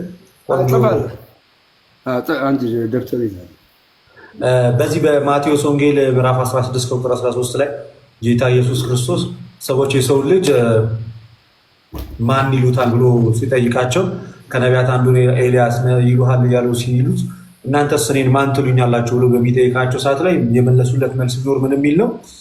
ጴጥሮስ ምን አለ? አንተ ውእቱ ወልደ እግዚአብሔር ሕያው፣ አንተ የሕያው የእግዚአብሔር ልጅ ነህ ሲለው ጴጥሮስ አንተ አለት ነህ አለ። ከቁጥር 17 ላይ በአንተ ላይ ቤተክርስቲያኔን እሰራታለሁ፣ የሲኦል ደጆችም ምን ሊሏት አይችሉም፣ ሊያናውጧት አይችሉም። ለአንተም የመንግስተ ሰማያት መክፈቻ ቁልፍን እሰጥሃለሁ፣ በምድር ያሰርከው በሰማይ የታሰረ ይሆናል አለ። በምድር የፈታው በሰማይ የተፈታ ይሆናል። ጌታ ምን ብሎ ተናገረ? ቤተክርስቲያኔን እሰራታለሁ አለ ጌታ። ምን አለ? ቤተክርስቲያኔን እሰራታለሁ። ከዚህ እቺ ቤተክርስቲያን ክርስቶስ በመስቀሉ በደሙ እንደመሰረታት በዚህ በሐዋርያት ሥራ ምዕራፍ 20 ከቁጥር 28 ላይ እግዚአብሔር በገዛ ደሙ የዋጃትን ቤተክርስቲያን እናንተን ጳጳሳት አድርጎ ለሾሞ ለመንጋው ምን በሏል? ተጠንቀቁ ብሎ እግዚአብሔር ቤተክርስቲያንን በደሙ እንደዋጃት ክርስቶስ ቤተክርስቲያንን በደሙ እንደዋጃት ግልጽ አድርጎ ይነግረናል። ስለዚህ ጌታ ኢየሱስ ክርስቶስ ለዚች ቤተክርስቲያን ከዛ ምን አደረገ? 12 ቤተክርስቲያን ብላችሁ 12ቱ ሐዋርያት የተሰበሰቡት ያን ጉባኤ ነው። 12ቱ ሐዋርያት የተሰበሰቡት ያን ጉባኤ ነው። ስለዚህ ጌታ በዮሐንስ ወንጌል ምዕራፍ 20 ከቁጥር 17 ላይ አባቱ እኔና አንተ አንድ እንደሆንን አለ። እኔና አንተ አንድ እንደሆንን ከቃላቸው የተነሳ አንድ የሆኑ ዘንድ ስለ እነርሱ እለምንሃለሁ አለ። ስለ እነርሱ ብቻ ሳይሆን በስሜም ስለሚያምኑት ማለት። ስለዚህ ለዚህ ጉባኤ ክርስቶስ የአንድነት ጸሎትን ወደ አባቱ እንዳቀረበ ይነግረናል። ስለዚህ አሁን ጌታ ወደ መሰረተው መንግስት ነው ሰዎች ምን የሚሉት የሚጨመሩት ወይም የሚመጡት። ኦኬ ጌታ ከዛ ምን አደረገ? በዚህ በሐዋርያት ሥራ ምዕራፍ 2 ላይ በዚሁ ህብረት በተሰበሰቡበት በክርስቲያኖች ህብረት ላይ ምን አወረደ? መንፈስ ቅዱስን ላከ። ስለዚህ መንፈስ ቅዱስን ላከና በመንፈስ ቅዱስ መምጣት ደግሞ ጉባኤውን ምን አደረገው? አጠናከረው ወይንም ደግሞ አጸናው። በመንፈስ ቅዱስ መምጣት ጉባኤውን አጠናከረው ወይንም ደግሞ አጸናው። ከዛ በኋላ በጣም በሚያስገርም ሁኔታ ሐዋርያቱ ምንድን ነው ሲያደርጉ የነበረው? አሁን ቤተክርስቲያን እንደተመሰረተች ተግባባል። ያችን ቤተክርስቲያን ክርስቶስ በጸሎት አንድ እንዳደረጋት አየን። ያ የሊቀ ካህናት ጸሎት ይባላል። እዛ ውስጥ ላሉ አገልጋዮች ክርስቶስ የመፍታትና የማሰር ስልጣን እንደሰጣቸው ተመለከትን ለሐዋርያቶቹ 2 እንደገና ደግሞ ካረገ በኋላ በ10ኛው ቀን መንፈስ ቅዱስን እንዳወረደላቸው ደግሞ ተመለከተ። ስለዚህ ያ ጉባኤ አንድ ጌታ በደሙ የዋጀው ነው። 2 በመንፈስ ቅዱስ መውረድ ደግሞ ምን ያለ ነው? የጸና ነው። ስለዚህ ምን አደረገ ጴጥሮስ? እንግዲህ አሁን ደግሞ ወደ ትምህርቱ ልንሄድ ነው። ጴጥሮስ ምን አደረገ? ሐዋርያት ሥራ ምዕራፍ 2 ላይ እንደዚህ ሆነ። እንደዚህ አለ፣ እንግዲህ ይህን እናንተ የሰቀላችሁትን አለ ቁጥር 36 ላይ ኢየሱስን እግዚአብሔርም ጌታ ክርስቶስን እንዳደረገው የእስራኤል ወገን በእርግጥ ይወቃል። ይህንንም በሰሙ ጊዜ ልባቸው ተነካ። ጴጥሮስና ሌሎችም ሐዋርያት ወንድሞች ሆይ ምን እናድርግ አሏቸው አለ። ጴጥሮስም ንስሐ ግቡ፣ ኃጢአታችሁ ይሰረይ ዘንድ እያንዳንዳችሁ በኢየሱስ ክርስቶስ ስም ምን በሉ አለ? ተጠመቁ። ስለዚህ ጥምቀትን አዘዘ። የመንፈስ ቅዱስንም ስጦታ ትቀበላላችሁ አለ። የተስፋውም ቃል ለእናንተ ለልጆቻችሁ ነው፣ ጌታ አምላካችንም ወደ እርሱ ለሚጠራችሁ በሩቅም ላሉት ሁሉ ነውና አላቸው። በብዙ ሌላ ቃል ምስክር ከዚህ ጠማማ ትውልድ ዳኑ ብሎ መከራቸው። ቃሉንም የተቀበሉ አለ ቁጥር 41 ላይ ተጠመቁ። በዚያም ቀን 3000 የሚያህሉ ነፍሳት ተጨመሩ አለ። ወዴት ተጨመሩ? አያረለ የምትጨመርበት ቦታ ያስፈልጋል። ተጠምቀን ወዴት ተጨመሩ? ወደ ሐዋርያት ህብረት፣ ወደ ቤተ ክርስቲያን ተጨመሩ። ወደ ቤተክርስቲያን ተጨመሩ። ስለዚህ ወደ ቤተክርስቲያን ህብረት ተጨመሩ። ምን አለ ከዛም በኋላ ሐዋርያትም በሐዋርያትም ትምህርትና ይላል በህብረት ሉክ ደግሞ በሐዋርያት ትምህርትና በህብረት እንጀራውንም በመቁረስ በጸሎት ይተጉ ነበር። የት? ወደ ተጨመሩበት ህብረት። ነገር ግን በሰው ሁሉ ፍርሃት ሆነ፣ በሐዋርያትም እጅ ብዙ ድንቅ ምልክት ተደረገ፣ ያመኑትም ሁሉ አብሮ ነበሩ ይላል። በየቀኑም በአንድ ልብ ሆኖ በመቅደስ እየተጉ በቤታቸው እንጀራን ይቆርሱ ነበር። በአንድ ልብ ሆኖ በመቅደስ እየተጉ በቤታቸውም እንጀራን ይቆርሱ ነበር። በማናቸውም ነገር ከዛ በደስታን በጥሩ ልብ ምግባቸውንም ይመገቡ ነበር፣ እግዚአብሔርንም እያመሰገኑ በዚህ ሁሉ ፊት ሞገስ ነበራቸው። ጌታም የሚድኑትን ዕለት ተዕለት በእነርሱ ላይ ይጨምር ነበር። ጌታ የሚድኑትን ዕለት ተዕለት ወዴት ነው የሚጨምረው? በእነሱ እጅ ወደ ቤተ ክርስቲያን ነበር የሚጨምረው። ስለዚህ መድኃኒ የሚገኘው ክርስቶስ ኢየሱስ ከዋጃት ከቅድስት ቤተ ክርስቲያን እንደሆነ፣ የዳኑ ክርስቲያኖችም ደግሞ የሚጨመሩት ወደ ቤተ ክርስቲያን እንደሆነ ግልጽ አድርጎ እየተናገረ ነው ማለት ነው። ግልጽ አድርጎ እየተናገረ ነው። እንደገና ጳውሎስ በአንደኛ ጢሞቴዎስ ምዕራፍ 3 ቁጥር 15 ላይ እንደዚህ ነው፣ ብዘገይም ይላል በእግዚአብሔር ማደሪያ ቤት እንዴት መኖር እንደሚገባ ታውቁ ዘንድ እጽፋለሁ አለ። ቤቱም የእውነት አምድና መሰረት የሕያው እግዚአብሔር ቤተ ክርስቲያን ነው ይላል። ቤቱም የእውነትና አምድና መሰረት የሕያው እግዚአብሔር ቤተ ክርስቲያን። ስለዚህ ክርስቶስ መንግስቱን መስርቷል። ለነዛ መንግስት ካህናት፣ አገልጋዮች፣ ሐዋርያትን ሰጥቷል። ሐዋርያቶቹ እየሰበኩ ሰዎችን የሚያመጡት ወዴት ነው? ጌታ መንፈስ ቅዱስን ወደ አወረደበት፣ ሐዋርያት በአንዲት ልብ ወደ ተሰበሰቡበት ወደዚያች ህብረት ነው። ከዚች ህብረት ውጪ የሆነ ከነሱ ጋርም የሚመሳሰልም ከሆነ በሀሳብም የተለያየ በጥቂቱም ይሁን ለመመሳሰል የሞከረ ካለ እውነተኛውን ድነትን ያገኘ አይደለም። ምክንያቱም መዳን ያለው በጌታ ቤተ ክርስቲያን ውስጥ ስለሆነ። ስለዚህ ፕሮቴስታንቶች ወንድሞቻችን አልዳኑም የምንለው አንደኛ በሁሉም ዘንድ ተመሳሳይነት ነገር ስለሌለ፣ የመጀመሪያው ሐዋርያዊ ትምህርትን ስላልያዙ፣ አንድ ቅዱስ ሥጋውና ክቡር ደሙ ያድናል ያሉትም እንኳን ቢሆኑ ነው ምልኮ የጌታ ሥጋና ደም የዘላለም ሕይወት ይሰጣልም ጥምቀትም ያድናል የሚሉትም እንኳን ቢሆኑ እውነተኛውን ሰንሰለቱን የጠበቀውን በሐዋርያት ቅብብሎሽ የመጣውን ስልጣነ ክህነትና ቤተክርስቲያን ከዛ ውጪ ስለሆኑ በእነሱም ዘንድ እውነተኛው የጸጋ መውረድ ስለማይገኝበት መንፈስ ቅዱስን ሙላት በዛ በኩል ስለሌለ መዳንን አላገኙም። መዳን ያለው በጌታ ቤተክርስቲያን ውስጥ የሚጠበቀው በኢየሱስ ቤተክርስቲያን ውስጥ ነው። ከዚህ አንጻር አልዳኑም። ወንጌሉን ይህንን የያዙትን እውነት መጽሐፍ ቅዱስ ላይ አረዳዳቸውን አስተካክለው በትክክለኛውን አረዳድ ይዘው ከዛ በጌታ አካል በሆነችው ቤተክርስቲያን በሐዋርያዊ ቅብብሎሽ በመጣው ክህነት ተጠምቀው የጌታ ሥጋና ደም መቀበል አለባቸው። አሁን ከመጨረሻው ልጀምርልህና አሁን ክህነት የሚለው ቃል ከማቴዎስ ወንጌል ምዕራፍ 16 ቁጥር 18 ነው የሚጀምረው አለ። ክህነት የሚለው መነሻ አድርገን የምንይዘው እሱን ነው። ልክ ነው። ስለዚህ አሁን ክህነት አንተ ካህን አይደለም አንተ። እኔ ካህን ስባልና የእግዚአብሔር ቤተ መቅደስ አገልጋይ ካህናት ሲባሉ እኔ ካህን ብባል ራሴን ንጹህ መስዋዕትና የምስጋናን መስዋዕት ለእግዚአብሔር ስለምሰዋው ካህን እባላለሁ። የአዲስ ኪዳን ካህን ነኝ። ግን ካህን የተባልኩበት ምክንያት የንጉሥ ክርስቶስ ልጅ ስለሆንኩኝ ለንጉሥ ክርስቶስ ደግሞ የምስጋና መስዋዕት ከአንደበቴ ስለምሰዋለት ካህን እባላለሁ። የምስጋና መስዋዕት ስለምሰዋ። እነ ጴጥሮስ ግን ካህናት ቢባሉ ወደ ዓለም ልኮ አጥምቁ ስላላቸው ነው። አጥምቁ ያለው 12ቱን ሐዋርያት ነው እንጂ ዓለምን ሁሉ አይደለም ያለው።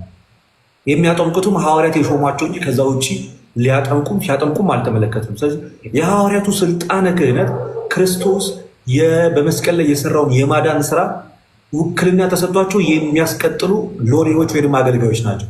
እኔ ከእናንተ ጋር ነኝ እስከ ዓለም ፍጻሜ እንዳላቸው እያሳመኑ እያጠመቁ ወደ ጌታ ህብረት የሚጨምሩ ናቸው ማለት ነው። ልደት ምን አለ መሰለህ፣ አሁን ክህነት የሚለው ቃል ተቀበለ እንደዚህ ማለት ቅብብሎች ሲኖረው መቋረጥ ነበረበት። ለሐዋርያቶቹ ብቻ መቋረጥ የለበትም። ስለዚህ ይህ የማቴዎስ ወንጌል ምዕራፍ 28 እኔ እናንተን አይመለከትም። ስልጣን ተሰጥቶኛል። የማቴዎስ ወንጌል የሚመለከታቸው የትኞቹን መሰለ? ሐዋርያት የሾሟቸው የቤተክርስቲያን አገልጋዮች፣ ለምሳሌ አሁን አባቶች፣ ካህናት፣ እነዚህ ጳጳሳት በሰዓቱ ለምሳሌ አሁን በቀላሉ ልንገርህ፣ ጌታ ማንን ላከ? ሾሞ ሐዋርያቶቹን ላከ። ከዛ ምንድን ያላቸው? ዮሐንስ ወንጌል ምዕራፍ 20 ከቁጥር 19 ጀምሮ እፍ አለባቸው፣ መንፈስ ቅዱስንም ሞላባቸዋል። ኃጢአቱን ይቅር ያላችሁት ይቅር ይባልለታል፣ የያዛችሁት ይያዝበታል ያለው ይህን ስልጣን የሰጠው ለማ ብቻ ነው? በሰዓቱ በዛ ሰዓት ላይ ለሐዋርያቶች ነው የተነገረው እንጂ ይሄንን ነገር እናንተ ደግሞ በእኔ ትምህርት የሚያምኑት ሁሉ ይሄንን ነገር ያድርጉ እንደዛ አላላቸው። ያደረገው ቆሟል አይደለም። ሐዋርያቶቹ ለሚሾሙት ብቻ ነው ይሄ ነገር የሚቀጥለው። በቀላሉ ላስረዳ። ከጴጥሮስ ከይሁዳ መውጣት በኋላ ሐዋርያ ተደርጎ የተሾመው ማን ነው? ማትያስን የሾመው ማን ነው? መንፈስ ቅዱስ። ጴጥሮስ በመንፈስ ቅዱስ አይ ጴጥሮስ ነው እኮ እጣ አውጥተው እጣ ነው ያወጡት። ማን ነው እጁን የጫነበት? እሱማ ሲጸልይማ ጴጥሮስ ነው የጫነው። ሁሉም ሰው ቢጸልይ ለምሳሌ እጅ ጭኖ መንፈስ ቅዱስ አይሞላም በሰዓቱ ከሐዋርያት ውጭ። ስለዚህ ምን አደረገ? ጴጥሮስ እጁን ጫነበትና ሾመው አይደለ? ጴጥሮስ ይህንን መሾም የቻለው አስቀድሞ እሱ ከማን ስለተሾመ ነው? ከኢየሱስ ክርስቶስ ማቴዎስ 16 ላይ ስለነገረው አንተ የሕያው የእግዚአብሔር ልጅ ነው ስላለው ጎበዝ። ስለዚህ ሰንሰለቱን አየኸው እንዴት እንደሄደ? ማንን ሾመ? ጌታ ጴጥሮስን ሾመው። ጴጥሮስ ማንን ሾመ? ማትያስን። በማን ኃይል? በእግዚአብሔር ኃይል። ስለዚህ እንደዚህ ሰንሰለቱን ጠብቆ በሚመጣው መንገድ በመጣው ስልጣነ ክህነት የሚጠመቁት ተጠማቂያኖች ናቸው የእግዚአብሔር ልጅ የሚያገኙት። ይሄ ደግሞ አሁን ሹመቱ ለምሳሌ እዛ ጋር መንፈስ ቅዱስን ጠየቁ። መንፈስ ቅዱስን ከጠየቁ በኋላ ሁለት ሰው ነው አለም። በዛ ሰዓት ሁለት ናቸው ሁለት ናቸው። ሁለት ሰው እዛ ቦታ ላይ ያው ሁለት ሰው ነው የተመረጡት። ከዛ ከሁለቱ ላይ እጣው በማትያስ ላይ ወደቀ ይላል። ከዛ በማትያስ ላይ ሲወድቅ ጴጥሮስ ምን አደረገ? ከዛ ጸልይለት ይላል። የእግዚአብሔር ሐሳብ እጁን ጥሎ ጸልይለት ይላል። በዛ ሰዓት ላይ ጸልይለት ይላል። አሁን ምንድነው እኔ ደግሞ የምልህ ምንድነው ይህ ነገር ቀጣይነት እንዳለው ለምሳሌ ያክል ልክ እንደዚህ አይነት ሹመት ከዚህ ሌላ አናገኝም። ሲሿሿሙ አናገኝም። በመጽሐፍ ቅዱስ ታሪክ ሐዋርያት መጽሐፉ የተጻፈው እንደምታውቀው ሐዋርያት በነበሩበት ዘመን ስለሆነ መጽሐፍ ቅዱሱ የሚነግረን ከአንዱ ወደ አንዱ ሲቀባበሉ ነው። ከዛ ከአንዱ ወደ አንዱ ሲቀባበሉ ይነግረንና ታሪክ ደግሞ ምን ብሎ ይነግረናል? የቤተክርስቲያን ታሪክ ለምሳሌ እንትናን ታውቀዋለህ? ቅዱስ ዮሐንስ ወንጌላዊን ታውቀዋለህ አይደል? የእሱ ደቀ መዝሙር ለምሳሌ ፖሊካርፐስ ይባላል። የእሱ ደቀ መዝሙር ፖሊካርፐስ ይባላል። ፖሊካርፐስን የሾመው ማን ነው? ዮሐንስ ነው። ክፍልፍሉ እንዴት መሰለህ ደሜ? ሐዋርያት አሉ በመጀመሪያ ከዚያ ደግሞ ሐዋርያ አበው ወይንም ደግሞ አፖስቶሊክ ፋዘርስ የሚባሉ አሉ። እነዚህ ምን ማለት እንደሆነ ታውቃለህ? በሐዋርያት ዘመን የነበሩ አባቶች። ለምሳሌ ዮሐንስ ወንጌላዊ ሁለቱ ማለት ነው ከበጎ ሐዋርያት ሌላ ማለት ነው 12ቱን ሐዋርያት በአይናቸው ያዩ የቤተክርስቲያን አባቶች አፖስቶሊክ ፋዘርስ ይባላሉ። 12ቱን ሐዋርያት በአይናቸው የተመለከቱት በአይናቸው። ስለዚህ ኢቫዲየስም አለ ማለት ነው እዚህ ውስጥ ኢቮዲዮስ አለ።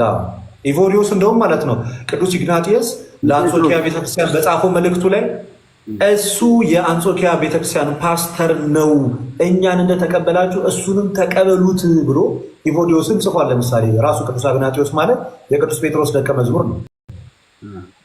ሐዋርያቶቹ 12 ሐዋርያት ተቃቸው ያ የጴጥሮስ ደቀ መዝሙር ነው። ኦኬ። ስለዚህ ሐዋርያው የእንትኑ የክህነቱ ይዘት ያለው ይሄ ነው ማለት ነው። ስለዚህ ይሄ ካህን ነው የሚያጠምቀው። ስለዚህ እዚህ እንትን ውስጥ በትምህርት የተመሳሰሉ ሰዎች ለምንድን ነው ሪጀክት የምናደርጋቸው ታዲያ? ማንን ነው ሪጀክት ያደረግነው? አሁን ቅድም ምንድን ነው ያልከው? በጥምቀትና በቁርባን እንኳን ቢገናኙ አልክ። ሌላ በጥምቀትና በቁርባን እንኳን ብንመሳሰል በሌላ መሰረታዊ ነገር ሐዋርያዊ ቅብብሎች ስለማይኖራቸው ሪጀክት እናደርጋቸዋለን፣ አልዳኑም ብለን እንናገራለን አልክ። አሁን አንተ የምትለውን ከተቀበልን ቅብብሎችን ከተቀበልን ለምንድን ነው ሪጀክት የምንደረገው? አንድ እንዳንሆን የሚያደርገን ምንድን ነው? ደሜ በጣም አሪፍ ጥያቄ። እነዚህ አብያተ ክርስቲያናት በሐዋርያዊ ቅብብሎች የመጣውን የክህነት ትምህርት ይቀበሉታል? አይቀበሉትም? ይቀበላሉ? አይቀበሉም? ሁላችንም ካህናት ነን። ለብቻው አጥምቆ ለብቻው ሚስጥራትን ፈጽሞ ሾሞ ቀድሶ የሚያቆርብ ካህን በሐዋርያዊ ሰንሰለት የመጣ ክህነት አለ ብለው አያምኑም እነሱ። ሐዋርያዊ ሰንሰለትን የጠበቀን የቤተክርስቲያንን ክህነት ካልጠበቅ አንድ ምንም ቅዱስ ቁርባን ያድናል ብትልም ምን አይደለም አንድ አይደለም። ስለዚህ መጀመሪያው ልዩነታችን በቅብብሎሽ የመጣውን አሁን ቄስ አለ ለምሳሌ ያክል በመካነ ኢየሱስ ቄስ አለ። ማን የሾመው? ያ ቄስ አለ ቄስ አለ። ማን የሾመው ነው? ማን ሾመው? አሁን ትምህርቱ አሁን ለምሳሌ ያክል ምን አለ መሰለህ አሁን ከስፔሻሊ 325 ላይ አለ ከ325 በኋላ ነው ጉባኤቶች ሐዋርያ ስራ ምዕራፍ ስንት ላይ ነው የመጀመሪያው ጉባኤ? ከዛ 325 ነው ምዕራፍ 11 ላይ ሁለተኛው ጉባኤ 325 ላይ የሚጀምረው አለ። እስከ 325 ምንም አይነት ቤተክርስቲያን ተከፋፍሎ አናይም ነበር። የተከፋፈለች ቤተክርስቲያን አናይም ነበር በስም ደረጃ። አሁንም ቤተክርስቲያን እኮ አልተከፈለችም። አይዘኝ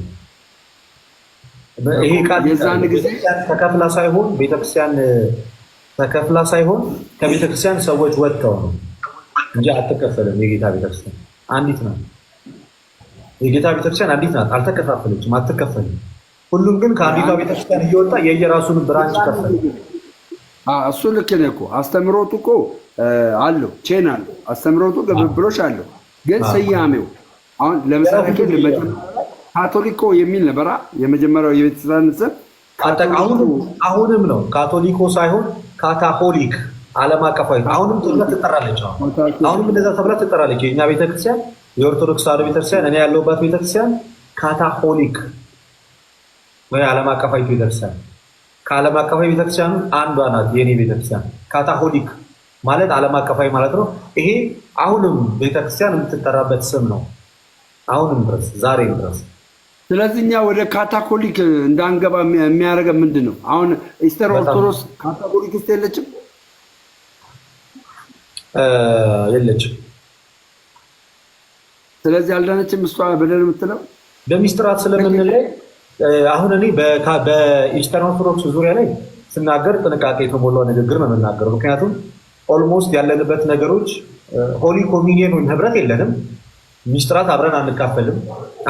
ሚስጥራት አብረን ቅዱስ ቁርባን አብረን አንካፈልም። ምንም ሆሊ ኮሚኒየን የለንም። ስለዚህ ህብረት ዩኒየኑ ስለሌለ በዚህ ሰዓት ላይ እኔና ኢስተርን ኦርቶዶክስ ተዋሕዶ ቤተክርስቲያን አንድ ነን ወይም ኢስተርን ኦርቶዶክስ ተዋሕዶ ቤተክርስቲያን ያሉ ሰዎች ድነዋል ብዬ አልናገርም። ወይም ደግሞ በዩኒቨርሳሏ ቤተክርስቲያን ውስጥ እነሱ አሉ ብዬ አልናገርም። አሌስ አሁን ልክ እንደዚህ ልክ ኢስተር ኦርቶዶክስን ባየህበት አመለካከት እዚህ ጋር አንተ በምትለው በሚስጥረ ቁርባን የሚያምኑ በጥምቀት የሚያምኑ በወንጌላውያን ውስጥ ያሉ አሉ ዲኖሚኔሽን ልክ እነሱንም አልዳኑም ነው የምትለው። ኢስተር ኦርቶዶክስን አልዳኑም። ኢስተር ኦርቶዶክስን ለምሳሌ እንደ ፕሮቴስታንቱ አይደለም ምን የማያል ምን ስላት እሷ ምን ስላላት ነው እንደ ፕሮቴስታንት የምታያል? ታቦት ማላያት ክህነት፣ ስልጣነ ክህነት፣ አፖስቶሊክ ሰክሴሽን። ታዲያ እሱ ከሆነ ድናልቻ አልዳነችም ለምን ትላለህ? ያ ልመጣልህ ነዋ። ምን ደግሞ እንዳለያየ ልነግርህ ነዋ። ሶፋር እንግዲህ በድፍረት መናገር ቢከብደኝም ኢንቫሊድ የሆነ አፖስቶሊክ ሰክሴሽን አላት ብዬ አላምንም። ቫሊድ የሆነ አፖስቶሊክ ሰክሴሽን አላት ብዬ ነው ማምነው በማመን ደረጃ። ግን ደግሞ በጉባኤ ስለሆነ የተለያየ ነው ከነሱ ጋር በጉባኤ ገብቷል። በጉባኤ ነው የተለያየ። አንድ ጉባኤ ያስፈልጋል የሚባለው አንድ ጉባኤ ያስፈልጋል የሚባለው አሁን ይኸኛው ወደ ካታኮሊክ እንድንገባ እኛስ ጉባኤ ቢኖርልን ኖሮ እንደ ኢስተር ኦርቶዶክስ ወደ አንድነቱ የምንመጣ ይመስላል። እናንተ ወደዛ ለመምጣት ምን መቀበል ይኖርባቸዋል መሰላችሁ? አንደኛ ሐዋርያት ትምህርትንና ትውፊትን መቀበል ይኖርባቸዋል። ትራዲሽንን ትምህርታችሁን ማስተካከል አለባቸው። ለምሳሌ በዓለም አቀፋዊቷ ጉባኤ በዛች ቤተክርስቲያን ውስጥ መጽሐፍ ቅዱስ ብቻ፣ ጸጋ ብቻ፣ እምነት ብቻ የሚሉ ትምህርቶች አይታወቁም። ብቻን እናንሳው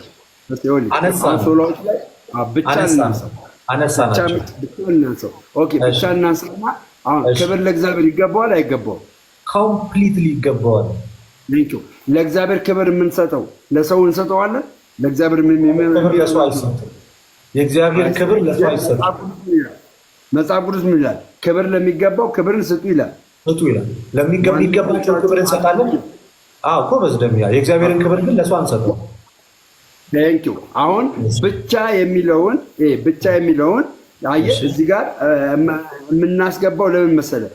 ለእግዚአብሔር የምንሰጠውን ለሰው አንሰጥም ከማለት አኳያ ቢሆንስ እሱ ብዙ ደምዬ የኔ ወንድም ሶላ ዲያግሎሪያ ያን ያህል እንደዚህ ኢሹ አይደለም። ብዙ ያን ያህል ሆነስትሊ ስፒኪንግ ወደ ሌሎቹ ሄድና ጸጋ ብቻ እሱ ትምህርት አሁን ጸጋ ብቻ የሚለው አሁን ጸጋ ብቻን እናንሳውና ጸጋ አሁን ጸጋው በእምነት አድኗቸዋል ይላል ኤፌሶ 2:8 ላይ አለ። ይሄ አንተ ተቀበላለህ።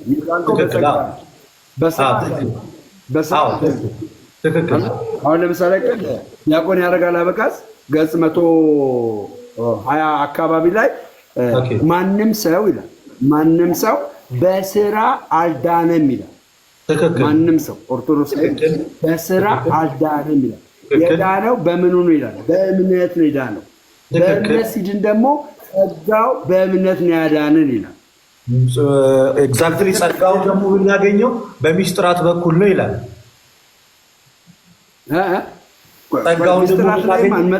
ሚስጥራት በኩል ነው። ሚስጥራት ላይ እንመጣለን። ጸጋው በእምነት ካዳነን ያለ እምነት ሚስጥራት መፈጸም ትችላለህ? አይቻልም። ስለዚህ ያለ እምነት ሚስጥራትን ካልፈጸምክ ሚስጥራትን እንድትፈጽም እገዛ ያደረገልህ በተዘዋዋሪ ሜን ፖይንቱ ምንድን ነው? ጸጋው ነው ማለት ነው። ጸጋው በእምነት አዳነን። ጸጋው በእምነት አዳነን። እምነታችን ደግሞ ሚስጥራትን እንድንፈጽም አደረገ። ጎበዝ። ኤግዛክትሊ ጸጋው በእምነት አዳነን። እምነታችን ደግሞ ምንም እንድንፈጽም አስቻለን። ሚስጥራትን እንድንፈጽም አስቻለን። ገባ? አሁን ብቻ የሚለው ቃል የገባው ከዚህ አሁን ከነገርኩ ውጪ ሌላ ነገር እንዳይገባ ከማለት አኳያስ ቢሆንስ የሚለውን ያዝልኝ። አሁን ደግሞ እዚህ ጋር አንድ ነገር ላስተካክልልን። አንተ ያልከው በእጅጉ በጣም ቀናና ኦልሞስት ኦርቶዶክሳዊ እይታ ነው። ብቻ የሚለው የፕሮቴስታንቱን ትምህርት እኛ ኦርቶዶክሳውያን ክርስቲያኖች በመጀመሪያ ደረጃ የምንቃወመው ለምን መሰለን? ከሚስጥራት ስለሚለየን። ቅዱስ ሚስጥር ወደ ጎን ስለሚያደርግብን፣ ኤክስክሉድ ስለሚያደርግብን ብቻ የሚለውን የምንቃወመው በመጀመሪያ ደረጃ በእምነት ብቻ ሲል ጥምቀት አያድንም እያሉ ስለሆነ፣ በእምነት ብቻ የጌታ ስጋና ደም የዘላለም ሕይወት አይሰጥም እያሉ ስለሆነ ብቻ የምትለዋን ትምህርት ጸጋ ብቻ ልጨርስልኝ፣ እምነት ብቻ የምትለዋን ትምህርት ስህተት ነው የምንለው የመጀመሪያው ሜን ፖይንታችን ገድላትን ለመጨመር ወይ ስራ ለመጨመር ወይ የሆነ ነገር ለመጨመር ሳይሆን ከሚስጥራት ስለሚለዩ በዋነኝነት እኔ የምልህ ደግሞ ምንድነው አንድ ሰው ከዳነ በኋላ የመጠመቅ ኦፖርቹኒቲ እያለው ካመነ በኋላ ከዳነ በኋላ ሳይሆን ካመነ በኋላ በላይ ካመነ በኋላ ድኗል ነው የምንለው አለ። ካመነ በኋላ ድኗል። የዳነ ሰው ደግሞ መገለጫው ምንድነው? መጠመቅ አለበት አይደለም? ነው ባመነ ሰዓት አይደለም፣ አምኖ በሚጠመቅ ሰዓት ነው የሚድነው። እሺ እንደዛማ ከሆነማ እንትን ኤክስፕላኔሽን ይሆንብናል። ምን አሁን ለምሳሌ ግን እኔ ወደ ኦርቶዶክስ መጣሁ አለ እንደመጣሁ አልጠመቅም አለ እማራለሁ። ተምረህ አምነህ ስትመጣ ትጠመቃለህ። ይሄ ጊዜ አለው የለውም? የምትማርበት ጊዜ አለው አለ። እንደ ያመንክ ሰዓት ለደሜ ምን አለ መሰለህ፣ እዚህ ጋር ትንሽ ነገር ላጥራልህ፣ ይቅርታ አድርግልኝና ሐዋርያው ጳውሎስ ሲናገር ማመን ከምንድን ነው ይላል? እምነት ከመስማት ነው፣ መስማትም ከእግዚአብሔር ቃል ነው ይላል። መስማትስ በምንድን ነው? በእግዚአብሔር ቃል ነው። ስለዚህ ያለ አስተማሪስ እንዴት ይሰማሉ? ካልሰሙስ እንዴት ያምናሉ? አንተ እምነት የሚለው ደረጃ ላይ ለመድረስ አስቀድመህ ምንድን ነው ማድረግ ያለብህ? አንተ የምሰማው ወንጌል ካመንክ በኋላ ምንም ሌላ ወደዛ ወደዚህ የሚያስብል ነገር የለም። ራይት አወይ ወደ ጥምቀት ነው የምትሄደው ኢሚዲየትሊ። ምንድነው መሰለህ አሁን ለማመን ጊዜ አለው። ጊዜው ያለው ካመንክ በኋላ ባለው ሁኔታ ውስጥ አይደለም። ጊዜ ያለው ከማመን በፊት ለማመን የምታደርገው ሂደት ነው ጊዜው፣ ወይንም ታይም ፍሬሙ ያለው ካመንክ በኋላ ሳይሆን ወደ እምነት መድረክ፣ ወደ እምነት ጎዳና፣ ወደ ማመን ልብ በመድረስ ባለው ላይ የዛ ላይ ጊዜ አለ። ካመንክ በኋላ ግን አማኝ በቃ አመንክ፣ የተማርከውን አመንክ፣ የሥላሴን ትምህርት አመንክ፣ የጥምቀትን አመንክ፣ የቅዱስ ቁርባን አመንክ። ቀጣዩ ስቴፕ ገና ይቆይ ምናምን አይደለም የምትባል ወደ ጥምቀት ነው የምትሄደው። ኦኬ አንተ ስነግረኝ አሁን እኔ እንደዚህ ነው አይደል? አሁን እኔ እንደዚህ ነው። ኦርቶዶክስ አይደለሁም እኔ አይደለም። እሺ አሁን እኔ ኦርቶዶክስ አይደለሁም። አሁን የምትነግረኝ ትምህርቶች እንዳለ ተቀብያለሁ። አመንክ? አሁን አዎ ተቀብያለሁ። መሰረታዊ ትምህርቶች አመንክ? እሺ አመንክ? ተቀብያለሁ። እሺ ተቀብዬ ተቀበልክ ወይንስ አመንክ? አመንክ አመንኩ እንጂ በቃ አሁን እኮ አመንኩ። በቃ የዘላለም ሕይወት የሚያስገኘው አሁን አንተ በነገርከኝ በእግዚአብሔር ቃል እውነት እንደሆነ አመንኩ። አንዴ አምኜ ልክ አሁን እሑድ ለምሳሌ አሁን ዛሬ ነው ያመንኩት። ኦርቶዶክስ እሑድ ላይ አታጠምቀኝም፣ እቆያለሁ። ቀኖና አለ፣ ቀኖና ይሰጠኛል አይደል? ሚስጥራትን እንድካፈል የጌታ እራትን እንድወስድ የሚፈጅብኝ ቀን አለ። ኢሚዲየትሊ የሆነ ነገር የለም። ምሳሌዎችንም መስጠት እንችላለን። ምናልባት በመሀል ላይ የምታነሳቸው እነዚህ ትንንሽ እኔ አሁን በመሀል ጊዜና ታይም አለ ስትል ረዘም ያለ ጊዜ አለ እያልክ ከሆነ ብዬ ነው እንደዚህ አይነት ግልጽ አድርግልህ። ይሄ ሰውዬ የኦርቶዶክስን አስተምሮ ተቀበለ። ይሄ ሰውዬ ተቀበለ። ከዛ በኋላ እዚህ ጋር ነው ጥምቀቱ እዚህ ጋር ነው። ከዚህ እዚህ ሲሄድ ማለት ነው ጋፕ አለው፣ ርዝመት አለው፣ የተወሰነ አለ። አምኗል። ይሄ ሰውዬ ጥምቀት እንደሚያድነው አምኗል። እንደሚያድነው መሀል ላይ አምኖ ከኦርቶዶክስ ሳይወጣ እግዚአብሔርን ሳይገድ ኢየሱስን ሳይገድ ሞት ቀደመው። ይሄ ሰውዬ ይድናል አይድንም? ይሄ ሰውዬ ይድናል አይድንም? እኔ ይህን ለምሳሌ አሁን የጠየቀኝ ጥያቄ ከምን አንጻር የሚታይ ነው መሰለ ደሜዋ? ይሄ ኤክሰፕሽናል የሆነ ኬዝ የሆነ ኬዝ ነው የጠየቀኝና እንደኔ እኔ እግዚአብሔር እንግዲህ ሉዓላዊ አምላክ ነው፣ ቸር ደግ አምላክ ነው። አይምሮም ብዬ አላምንም። ይምሯል ብዬ ይሄ የኔ የግሌ እምነት ነው ወይም የመጽሐፍ አሁን እኔ ደግሞ የምልህ ማን ነው? እኔ ደግሞ የምልህ ይሄ ሰውዬ ይማራል እንደተባለ ሁሉ ይሄ ሰው ዳነ። ከዳነ በኋላ ጥምቀት አያስፈልገኝም ቢል ኦፖርቹኒቲው ያለው ጥምቀት አያስፈልገኝም ቢል ይሄ ሰው አይድንም። ለምን አይድንም መሰለ? የመጀመሪያው የእግዚአብሔርን ትእዛዝ ይሽረዋል። የእግዚአብሔርን ትእዛዝ ግን ደግሞ ባዚሽ ጋር አንድ ነገር እያጠራን እንድንሄድ መጠመቅ የሚችለው ሰውዬ ከተጠመቀ በኋላ ነው የሚድነው ወይንስ ባመነ ሰዓት ነው የሚድነው ነው የምትለው? አሁን እኮ መለስክልኝ እኮ አንተ እኮ ይሄ እኮ ኤክሴፕሽናል ነው አልከኝ። አሁን ኤክሴፕሽናሊ ጁንማ እኔ ምን አልኩ መሰለ? ይሄ አምኖ የሆነ ሰው አምኖ ባለበት ሰዓት ላይ ሊጠመቅ በሚያደርገው ጉዞ ቢሞት አልኩኝ ጥምቀት ጋር ሳይደርስ፣ ይሄ እንግዲህ ከሱ ቁጥጥር ውጪ የሆነ ነገር ነው። እሱ ምንም ተዘጋጅቶ እየሄደ ያለ ሰው ነው ያለው። ከሱ ቁጥጥር ውጪ በሆነ ካታስትሮፊክ ድንገተኛ በሆነ ነገር ይሄ ሰውዬ ሞተ። ስለዚህ እሱ ምንም ማድረግ አይችልም። ልሙት ብሎ አይደለም የሄደው፣ ልጠመቅ ብሎ ነው የሄደው። ሞት ቀደመው። ስለዚህ ይህንን እግዚአብሔር ፍትሐዊ ፍርዱን ይሰጠዋል አልኩ። ግን ይድናል የሚል አይድንም፣ እንደዚህ አይነት ሰዎች አይድኑም ብዬ አይደለም የማምነው።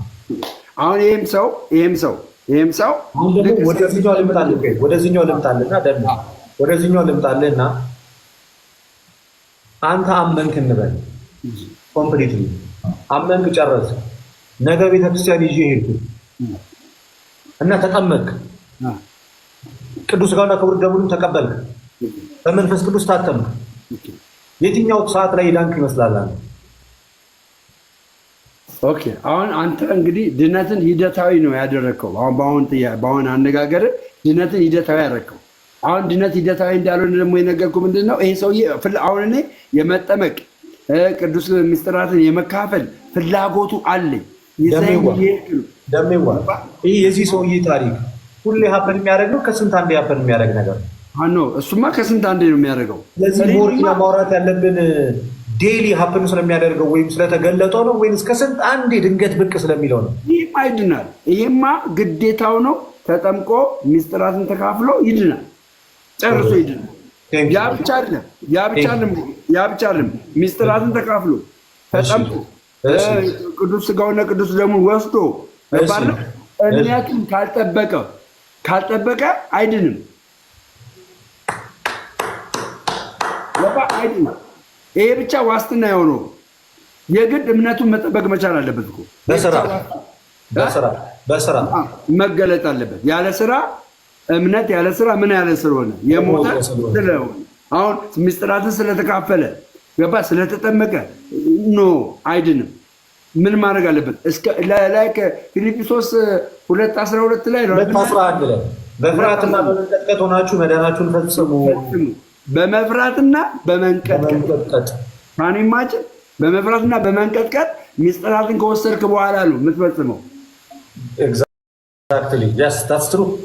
ስለዚህ ይህንን ነገር አልቀበልም የሚል ወንጌል አማኝ ከሆነ ማለት ጌታ ምስክሬ አልዳንም። ስለዚህ ወደ ካታኮሊክ የምትለዋ ቤተክርስቲያን እንዳንመጣ እንግዲህ ልክ እንደ ምስራቅ ኦርቶዶክስ እኛንም ብታስበንና ወደዚያ ምኞቴ ነው። በጣም ጥያቄ ካለ ደግሞ ጠይቅኝ። አንተ ደግሞ በተራ ደሚዋ አንድ ኮመንቱን ልክፈትና እስኪ የህዝቡን ስሜት ልመልከተው። አሁን ስለተማማረን ይሄ በጣም በእውነት እጅግ በጣም የኔ ኮመንት ክፈቱ። እጅግ በጣም ማለት ኮሜንት ክፈቱ። እኔ ጋርም ኮሜንት ክፈቱ። በጣም ደስ የሚል ጭንቄ ጨምሯል ጓደኛዬ፣ ጭንቄ ጨምሯል። ኧረ የመጨረሻ ደስ የሚል ደሜ ይጠመቅልን የምትሉ ይላል እዚህ ጋር ኮሜንት ላይ። ካታኮሊክ የደሜ ፍላጎት እቺ ካታኮሊክ የምትለዋ ቤተክርስቲያን ማየት ነው ህልሜ። ጌታ እኮ ታዲያ ወደዛ እኮ ነው እየጠራሁ ያለሁት። ደሜዋ እኔ አንድ ነገር ወደዛች እንዳትገባ የከለከለን ነገር ፕሮቴስታንቱ ምን መሰለ? አንደኛ እነዚህ ብቻዎቹ ከሐዋርያዊት ቤተክርስቲያን ነጥሏቸዋል። ሁለተኛ ክህነትንና አፖስቶሊክ ሰክሴሽን ለሁለት ነገር ይጠቅማል። ደሜዋ ሐዋርያዊ ቅብብሎች፣ በሐዋርያዊ ቅብብሎች ሁለት ነገሮችን ታገኛለህ። ሁለት እጅግ በጣም መሰረታዊ የሆኑ ነገሮችን ደሜ። አንደኛ አፖስቶሊክ ፌዝ ወይም ሐዋርያዊ እምነት። በሐዋርያዊ ቅብብሎች ሁለት እጅግ ወሳኝ ነገሮችን ታገኛለህ። አንደኛው አፖስቶሊክ ፌዝ ወይም ሐዋርያዊ እምነት፣ ሁለተኛው አፖስቶሊክ ሰክሴሽን ውስጥ ሌላኛው ፕሪስትሁድ ወይም ደግሞ የክህነት ቅብብሎችን ታገኛለህ። ክህነትንና እምነትን ክህነት በእምነት ውስጥ አሁን የሚለየን ምንድነው መሰለህ? አሁን የሚለየን የክህነቱ ነው። ገባ? እኛ እንግዲህ የንጉሥ ካህን ቅዱስ ሕዝብ አድርጎ የሚለንን ለራሳችን ነው ካለን በኋላ እዚህ ጋር ደግሞ ማለት በሐዋርያዊ ቅብብሎች የመጣውን ነገር ደግሞ የሚቀበሉ ቤተክርስቲያኖች አሉ። ኢስተርን ኦርቶዶክስ ለምሳሌ ይህን የሚቀበሉ አሉ። እነሱን የኦሪየንታል ኦርቶዶክስ ላይክ በእንትን አልዳነችም እንደምትለው ሁሉ እኛም እዚህ ጋር የተቀበልነውን ነገር አልዳናችሁም ካልከን ሁለታችን ደግሞ የሚያስታርቀን አንድ ሀሳብ ይኖራል። ያም ሀሳብ እንግዲህ አንድ ጉባኤ እግዚአብሔር እንደው ያድርገው እንጂ አንድ ጉባኤ ከተፈጠረ የእውነቴን ነው የምልህ ስላሴ አማኞች አንድ ይሆናሉ። ስላሴ አማኞች በስላሴ የምናምን አማኞች አንድ እንሆናለን። አንድ ጉባኤ ጉባኤያት እንግዲህ የመጨረሻው ጉባኤ የተከናወነበት ስፔሻሊ 15ኛው ወይ እንደዚህ ሰባት አለ 7 ጉባኤ ነው የተደረገው። አጠቃላይ እኛ እንደ ዩኒቨርሳል ቤተክርስቲያን የምንቀበለው 3 ኢኮኖሚካል ካውንስሎችን የመጀመሪያው ካውንስል በ325 በኒቅያ የተካሄደው ነው። ሁለተኛው ካውንስል ደግሞ በዚህ በኤፌሶን የተዘጋጀውን በ450 የተደረገውንና ከ450 በፊት በ385 በቆስጠንጢንያ የተደረገውን እነዚህ 3ቱን ዓለም አቀፍ ጉባኤ እንቀበላለን። አሁን እነዛ ጉባኤቶች እንግዲህ የማትቀበሉ እነዛ ለምሳሌ 4ቱን የማትቀበሉ ጉባኤቶች ላይ የነበሩ አባቶች አልተቀነሱም። እንደውም 481 ላይ 481 ላይ ኖ 381 325 እና 450 የመጀመሪያው ጉባኤ ላይ የኬልቄዶን ጉባኤ ኬልቄዶንኛ አንቀበልም። ኬልቄዶን ጉባኤ ላይ የኤፌሶን የነበሩ ኤፌሶን ላይ የነበሩ አባቶች እንዳለ ነበሩ። ሁሉም ነበሩ። ኤፌሶን ላይ ለምሳሌ አልነበሩም። ቅዱስ ቄርሎስ አልነበረም። ለምሳሌ ቅዱስ ቄርሎስ ኤፌሶን ጉባኤ ላይ ነበረ። በ451 ቅዱስ ቄርሎስ ኤፌሶን ጉባኤ ላይ ነበረ። ስለዚህ በኤፌሶን ጉባኤ ቄርሎስ ነበረ። ኒቂያ ጉባኤ ሶሪ፣ በጣም ይቅርታ አድርጉልኝ እና አንዴ 430 ላይ ሶሪ 430 ሶሪ አንዴ ገደሜ ክሊል ላድርግ። ስህተት ነው። በ325 ኒቂያ ጉባኤ፣ በ381 የቁስጥንጥንያው፣ በ330 ኤፌሶን፣ በ451 ደግሞ ካልሲደን ወይም የኬልቄዶን። ስለዚህ ቅዱስ ቄርሎስ በ430 ላይ የነበረው ቅዱስ ቄርሎስ በ451 ጉባኤ ላይ አልነበረም። ግን ማነበረ የአሌክዛንድሪያው ሊቀ ጳጳስ በሰዓቱ የነበረው ቅዱስ ዲዮስቆሮስ ነበረ። እሱንም ጥርሱን አርግፈውት አባረውት ነው የወጣው። ተባሮ ነው የወጣው። ውሻ ተደርጎባቸው ዲዮስቆሮስ እሱ ደግሞ የአሁኑ አሌክዛንድሪያ ያኔ በሰዓቱ የነበረችው የአሌክዛንድሪያ ቸርች እዛ ሊቀ ጳጳስ ነበረ። which is የኦሪየንታል ቸርች ናት ያቺ ቸርች። እና እሱን አባረሩት ነው የወጣው በሰዓቱ ተደብድቦ ጥርሱ ሁሉ ወልቆ። የድሮ ሊኖሩ ይችላሉ ሆነስትሊ ስፒኪንግ፣ ግን ቤዚካሊ እኛ እንዳጠቃላይ እንደ ኦሪየንታል ኦርቶዶክስ አማኝ የኬልቄዶንን ጉባኤ አንቀበልም። የሁለት ባህሪ ጉባኤ ስለሆነ እሱን አንቀበልም። ግን አሁን ለምሳሌ ግን የሁለት ባህሪ አሁን የኢየሱስ ክርስቶስ ኔቸር ማለት አሁን አንተ ስትገልጠው አንድ ባህሪ አሁን ከሁለት ባህሪ አንድ ባህሪ ከሁለት አካል አንድ አካል ብለህ ነው አንተ የምትገልጠው። ግን ከሁለት አካል አንድ አካል ሳይሆን ሲጀመር ኢኒሻሊ ያለው አንድ አካል ነው። አካሉ አንድ ነው። ከተዋህዶ በፊት ማለት ነው የክርስቶስ አካል የሚባል ወይም ደግሞ የስጋ አካል ተብሎ ለብቻው የለም።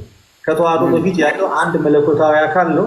እዛ መለኮታዊ አካል ላይ ነው የስጋ ኢንዲቪጁዌት ያደረገው ወይም የተዋህደው ከመለኮት ነው። ባህሪ ነው።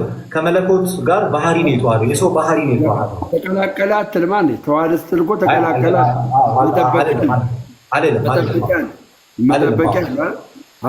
መጠበቂያ አለ። አሁን አንተ በአገላለጽ አንድን ባህሪ በአገላለጽ ደረጃ አንድ ትለዋለህ እንጂ ስትገልጠው ግን ስትናገረው ግን ቱ ኔቸር አድርገህ ነው የምትናገረው። ቱ ኔቸር ስናገረውም ቱ ኔቸር አድርገህ ያልናገረው። የመለኮት ባህሪ ይራባል። ላስረዳ እዚህ ጋር ቀደም ያልከው ወሳኝ ነጥብ አለ። ስናገረው ማሰሪያውን ነጥዬ አልናገረው። ከሁለት ባህሪ አንድ ባህሪ መለኮታዊ ባህሪ የስጋ ባህሪ በተዋህዶ አንድ እያልኩ ነው ማለት ወይም ስግው ቃል እያልኩ ነው የምናገረው። ስግው ቃል በቃ ደሞዝ አኪዩሬት የሆነ አገላለጽ ለክርስቶስ ስግው ቃል የሚለው መነጣጠልን የሚያጠፋ መቀላቀልን የሚያጠፋ ፍጹም ተዋህዶን አንድነትን የሚያሳይ ነገር ነው። ስለዚህ እኛ ስንናገር ሁለቱ ባህሪያቶች ጠፉ አይደለም የምንለው። ኦፍ ቱ ኔቸር ከሁለት ባህሪ ወደ አንድ ባህሪ ዋን ኮምፖዚት ኔቸር ነው ያለው። ዋን ኮምፖዚት ሲንግል ክርስቶስ ውስጥ እኮ ሲንግል ኔቸር አይደለም ያለው። ባይዘ ክርስቶስ ውስጥ ከሁለት ባህሪ ወይንም ኦፍ ቱ ኔቸርስ ተብሎ ሲነገር ከዛ መጨረሻ ላይ ስታስገም ሲንግል ኔቸር አይደለም ክርስቶስ ውስጥ ያለ ኮምፖዚት የሆነ ኔቸር ነው ያለው።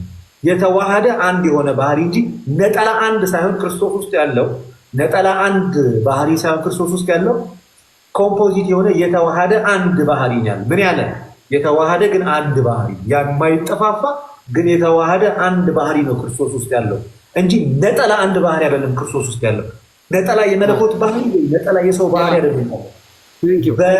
ባለመለያየት ባለመጠፋፋት from two nature to one nature from two of two natures of two natures ከሁለት ባህሪ ወደ አንድ ባህሪ ነው የመጣውና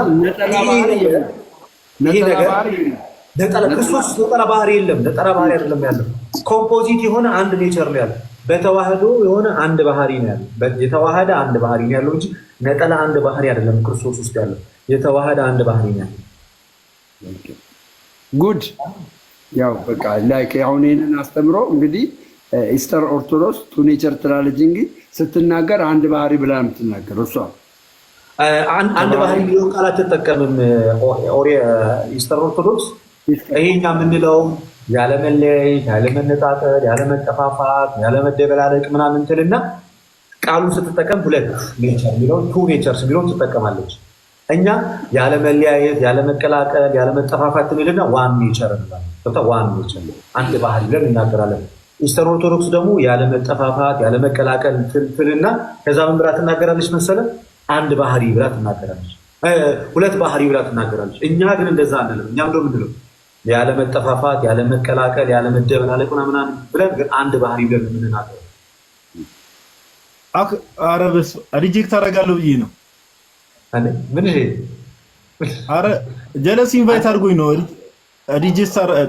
ሪጀክት አደርጋለሁ ብዬ። እኔ እስልምና ላይ ነው እየገባሁ ያለሁት። ጭራሽ ጭራሽ ሌላ ታሪክ መስሎኝ ይሄ ነው ቁርአን የአምላክ ቃል ነው በሚለው እየገባሁ ነበር። እንደተሻ ይቅርታ አቋረጥኩ። ልደቴ ግሽ ነው። ሰላም ብያለሁ። ሚውት አደረግሽኝ እንደ አባት እንደገባሽ በረከት ይደርብን። አሜን። በአንተ እንኳን አይመስለኝም። አይዶንቲንክ አስቀድመህ ንስሐ ግባ። ከኃጢአት ታጠብ። እሺ በቃ እንትን ልበል። ቅርብ ሰዓት ነው የገባው። እኔ አላወቅም ነበር ቅርብ ሰዓት መግባት። አይ ኖ ያን አይታይም ለብራዘር እንዴ 3 ሰዓት ሆኖኛል ከገባው። ትቆያለህ ብዙ ወይስ እንዴት ነው? ላይክ ፕላን? አይ ብዙ አልቆይም ሆነስትሊ ስፒኪንግ። በቃ ስጨርስ ሰዎቹን ወደ እኔ ላካቸው። በቃ እኔ ልመለስ መሰለኝ ወደዛው። በቃ ችግር የለውም። እኔ ኦልሞስት ወደ መጨረሱ ብዙ አልቆይም። ጠላይ ስለሆነ የገባሁት። እኔ ሰላም አትለኝም እንዴ በጌታ ስም? ደሜ እኮ እንደ ጆሲ ስታክ ያረክ መስሎኛል። ደሜ ያማን ነው ብሮስኪ። ኧረ በጣም ታምራዊ የሆነ ነገር እየተነጋገርን ነው ከደምሮ ጋር። በዚህ አጋጣሚ ከመጣ አይቀር ስታክ አድርጊያለሁ እንዴ ጋይስ? አንተ ሰልም በእናትህ ይሄ ነው ስታክ ጆ በቅዱስ ሚስጥር አጠቃላይ በቁርባን እና በጥምቀት ላይ ያለው ምልከታ በኋላ ተለውጧል። ሪስፔክቲቭ አረ ሪስፔክት አድርገኛለህ አታደርገኝም? ወንድሜ ጋዲሳ ኦፍኮርስ እናደርጋለን እንዴ በደንብ። የጌታ ስጋና ደም አማናዊ ነው ወይስ አይደለም? ደሜ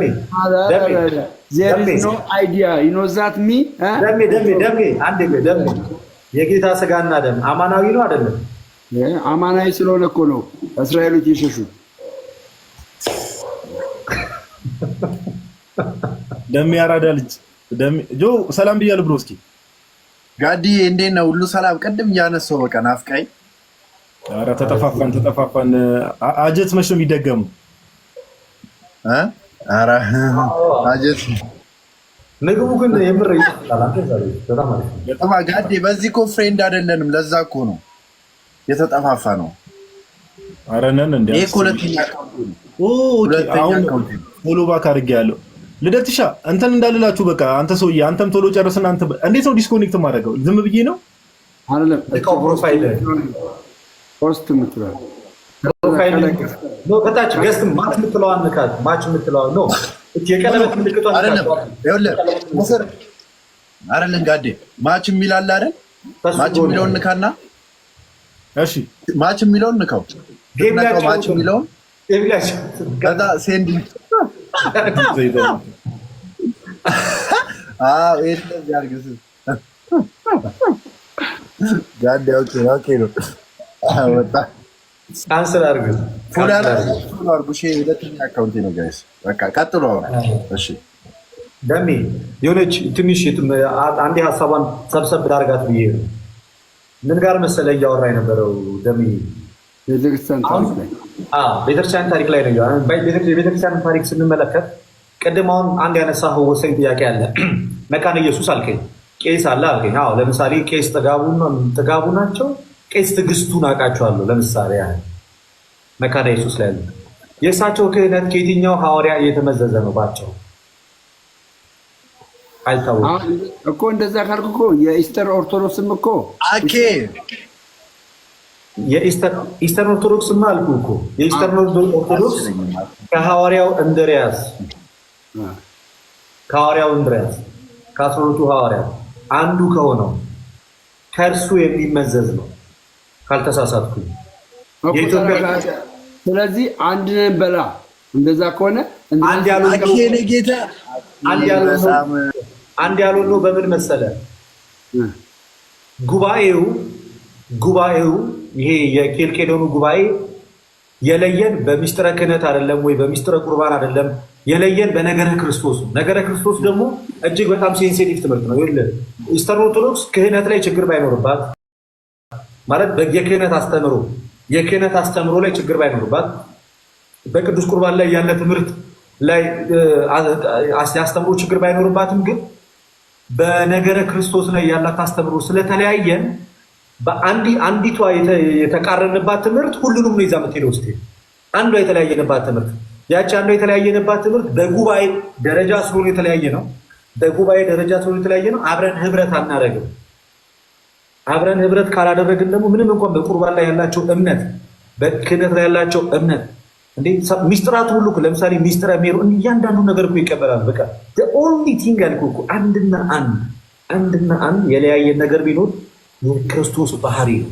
እሱም እኮ አልኩህ ደምዬ እግዚአብሔር የተመሰገነው ሶፋር በጣም ወደ ጥሩ ሁኔታ እየመጣ ነው ያለው። እግዚአብሔር የተመሰገነ ይሁን። ወደ በጣም ጥሩ ወደሆነ ሁኔታ ነው ያለው። ምኑ የሚመጣው ይሄ አሁን እኛና ኢስተርንና እኛ ጋር ያለው ነገር ተደጋጋሚ ኢንተርናል የሆኑ ኮሚኒኬሽኖች ተደርገዋል። ኦልሞስት መተማመን ደረጃ ላይ ደርሰናል። ጆሲ አቴንሽን በጣም እየሰረክ ነው። ስለዚህ የቀረው ነገር ምንድን ነው? በዓለም አቀፍ ጉባኤ ስለሆነ የተለያየ ነው። አንድም ልንሆን የምንችለው አንድ ዓለም አቀፍ ጉባኤ ሀፕን ሲያደርግ እሱ ሀፕን ያደርጋል ብለን እናምናለን። ተማምነናል። ኦልሞስት በቃ የቃላት ልዩነት እንደሆነ በብዙ አይነት መንገድ ተማምነናል። ግን ህብረት ለመፍጠር ድጋሜ አብሮ ሚስጥራትን ለመካፈል አብሮ ለመቁረብ በተመሳሳይ የክህነት ሰንሰለት አብሮ ለማገልገል በአንድ ጥላ ቤተክርስቲያን ውስጥ ለመሆን ድጋሚ አንድ ዓለም አቀፍ ወይም ኢኮኖሚካል ካውንስል ያስፈልጋል። በዛ አግሪ ማድረግ መቻል።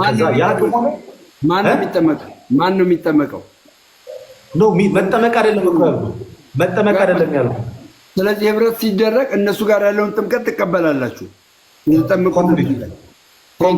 አሁን ስለዚህ አሁን ከእኛ ጋር ራሱ ከሆነ ልዩነቱ ክህነት እኮ ነው። አሁንም አንተ የምትለውን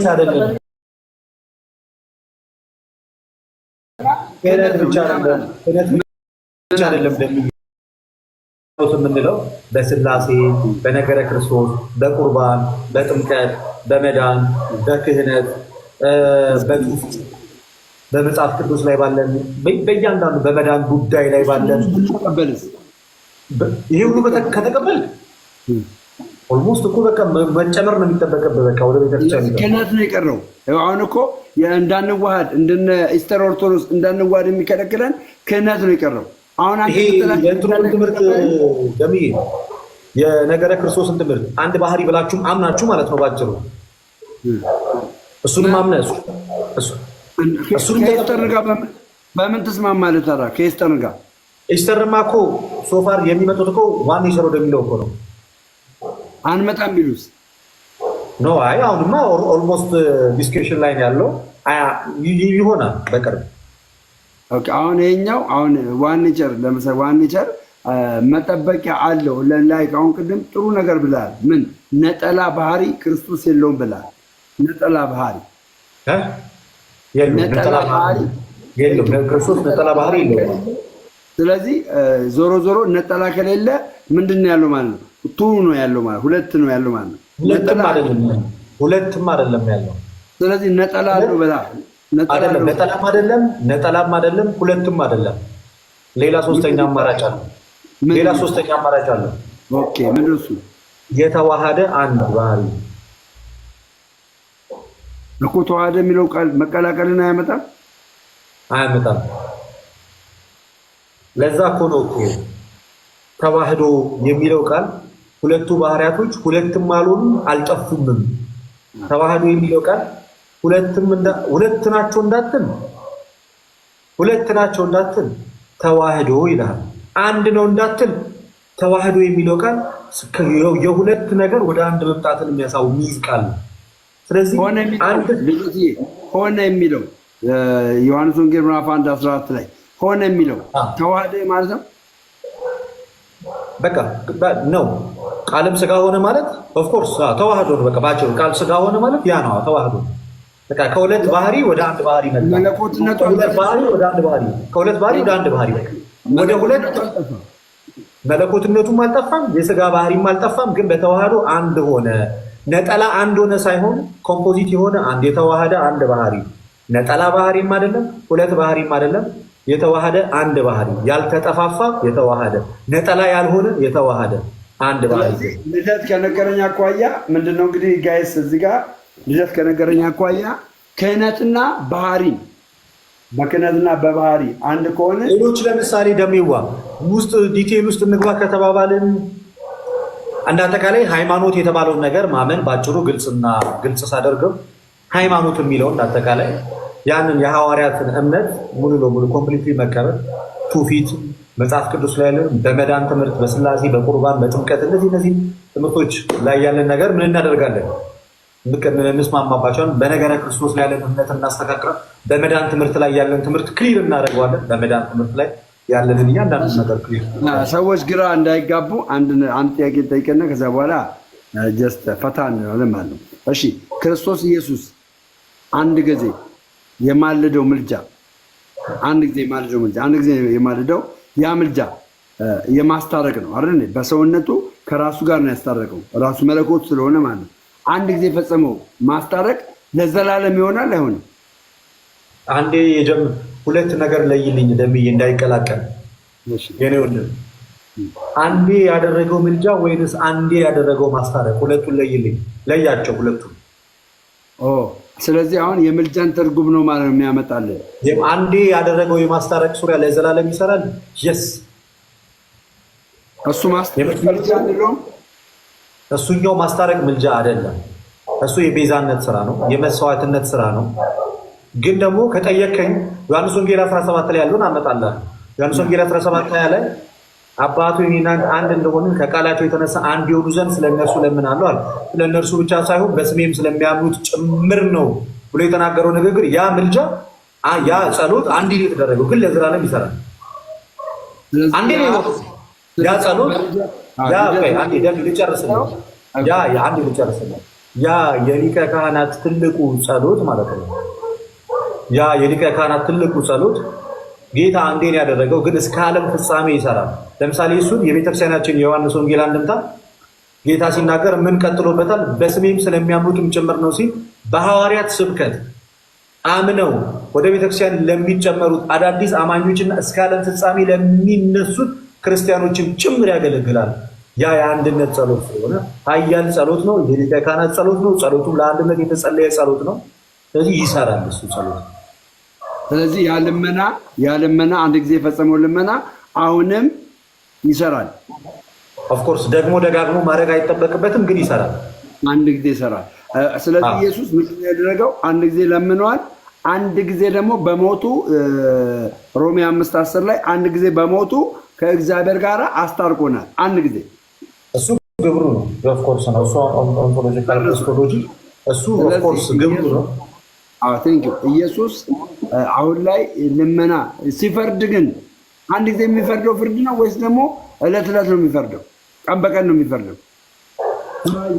እንግዲህ ምንጠብቃት ዳግም የመጽእ በስብሐት ይኮንን ሕያዋነ ወሙታነ እንሆ ዳግመኛ ይመጣል በሙታንና በሕያዋን ላይ ይፈርዳል ተብሎ ምንጠብቃት ያቺ ፍርድ አለች። ከዛ በፊት ግን ክርስቶስ ጊዜያዊ ፍርድን ሲያስተላልፍ በቅዱስ መጽሐፍ ተመልክተናል። ለምሳሌ ያህል በዚህ በሉቃስ ወንጌል 23 ላይ ዛሬ ከኔ ጋር በገነት ትኖራለህ ብሎ ይሄ ጊዜያዊ ፍርድ ነው ያስተላለፈው። ትልቅ ፍርድ ነው።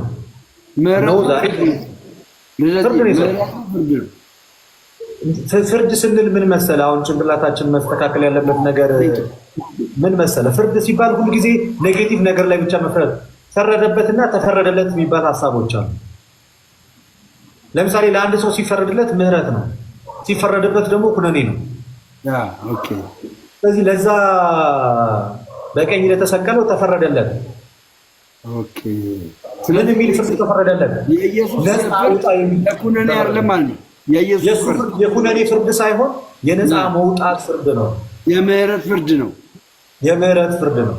ስለዚህ የኩነኔ ፍርድ አይደለም አለ። ለምሳሌ ጌታ አሜዚንግ። እኔ በዚህ አሁን ሰዎች ሁላችሁም እዚህ ጋር ስሙ። ሰዎች የሚረዱት አረዳድ ምን መሰለ? ፈረደ ሲባል ወደ ሞት ወይም ደግሞ የኩነኔ ፍርድ የሚመስላቸው ሰዎች አሉ። የኢየሱስ ፍርድ አንተ እንዳልከው ደግሞ የምህረት ፍርድ ከሆነ ደግሞ እዚህ ማጅን የሚገርም አሜዚንግ። ሌላ ጥያቄ አለ? ጨርሻለሁ። ቴንኪው ደሜ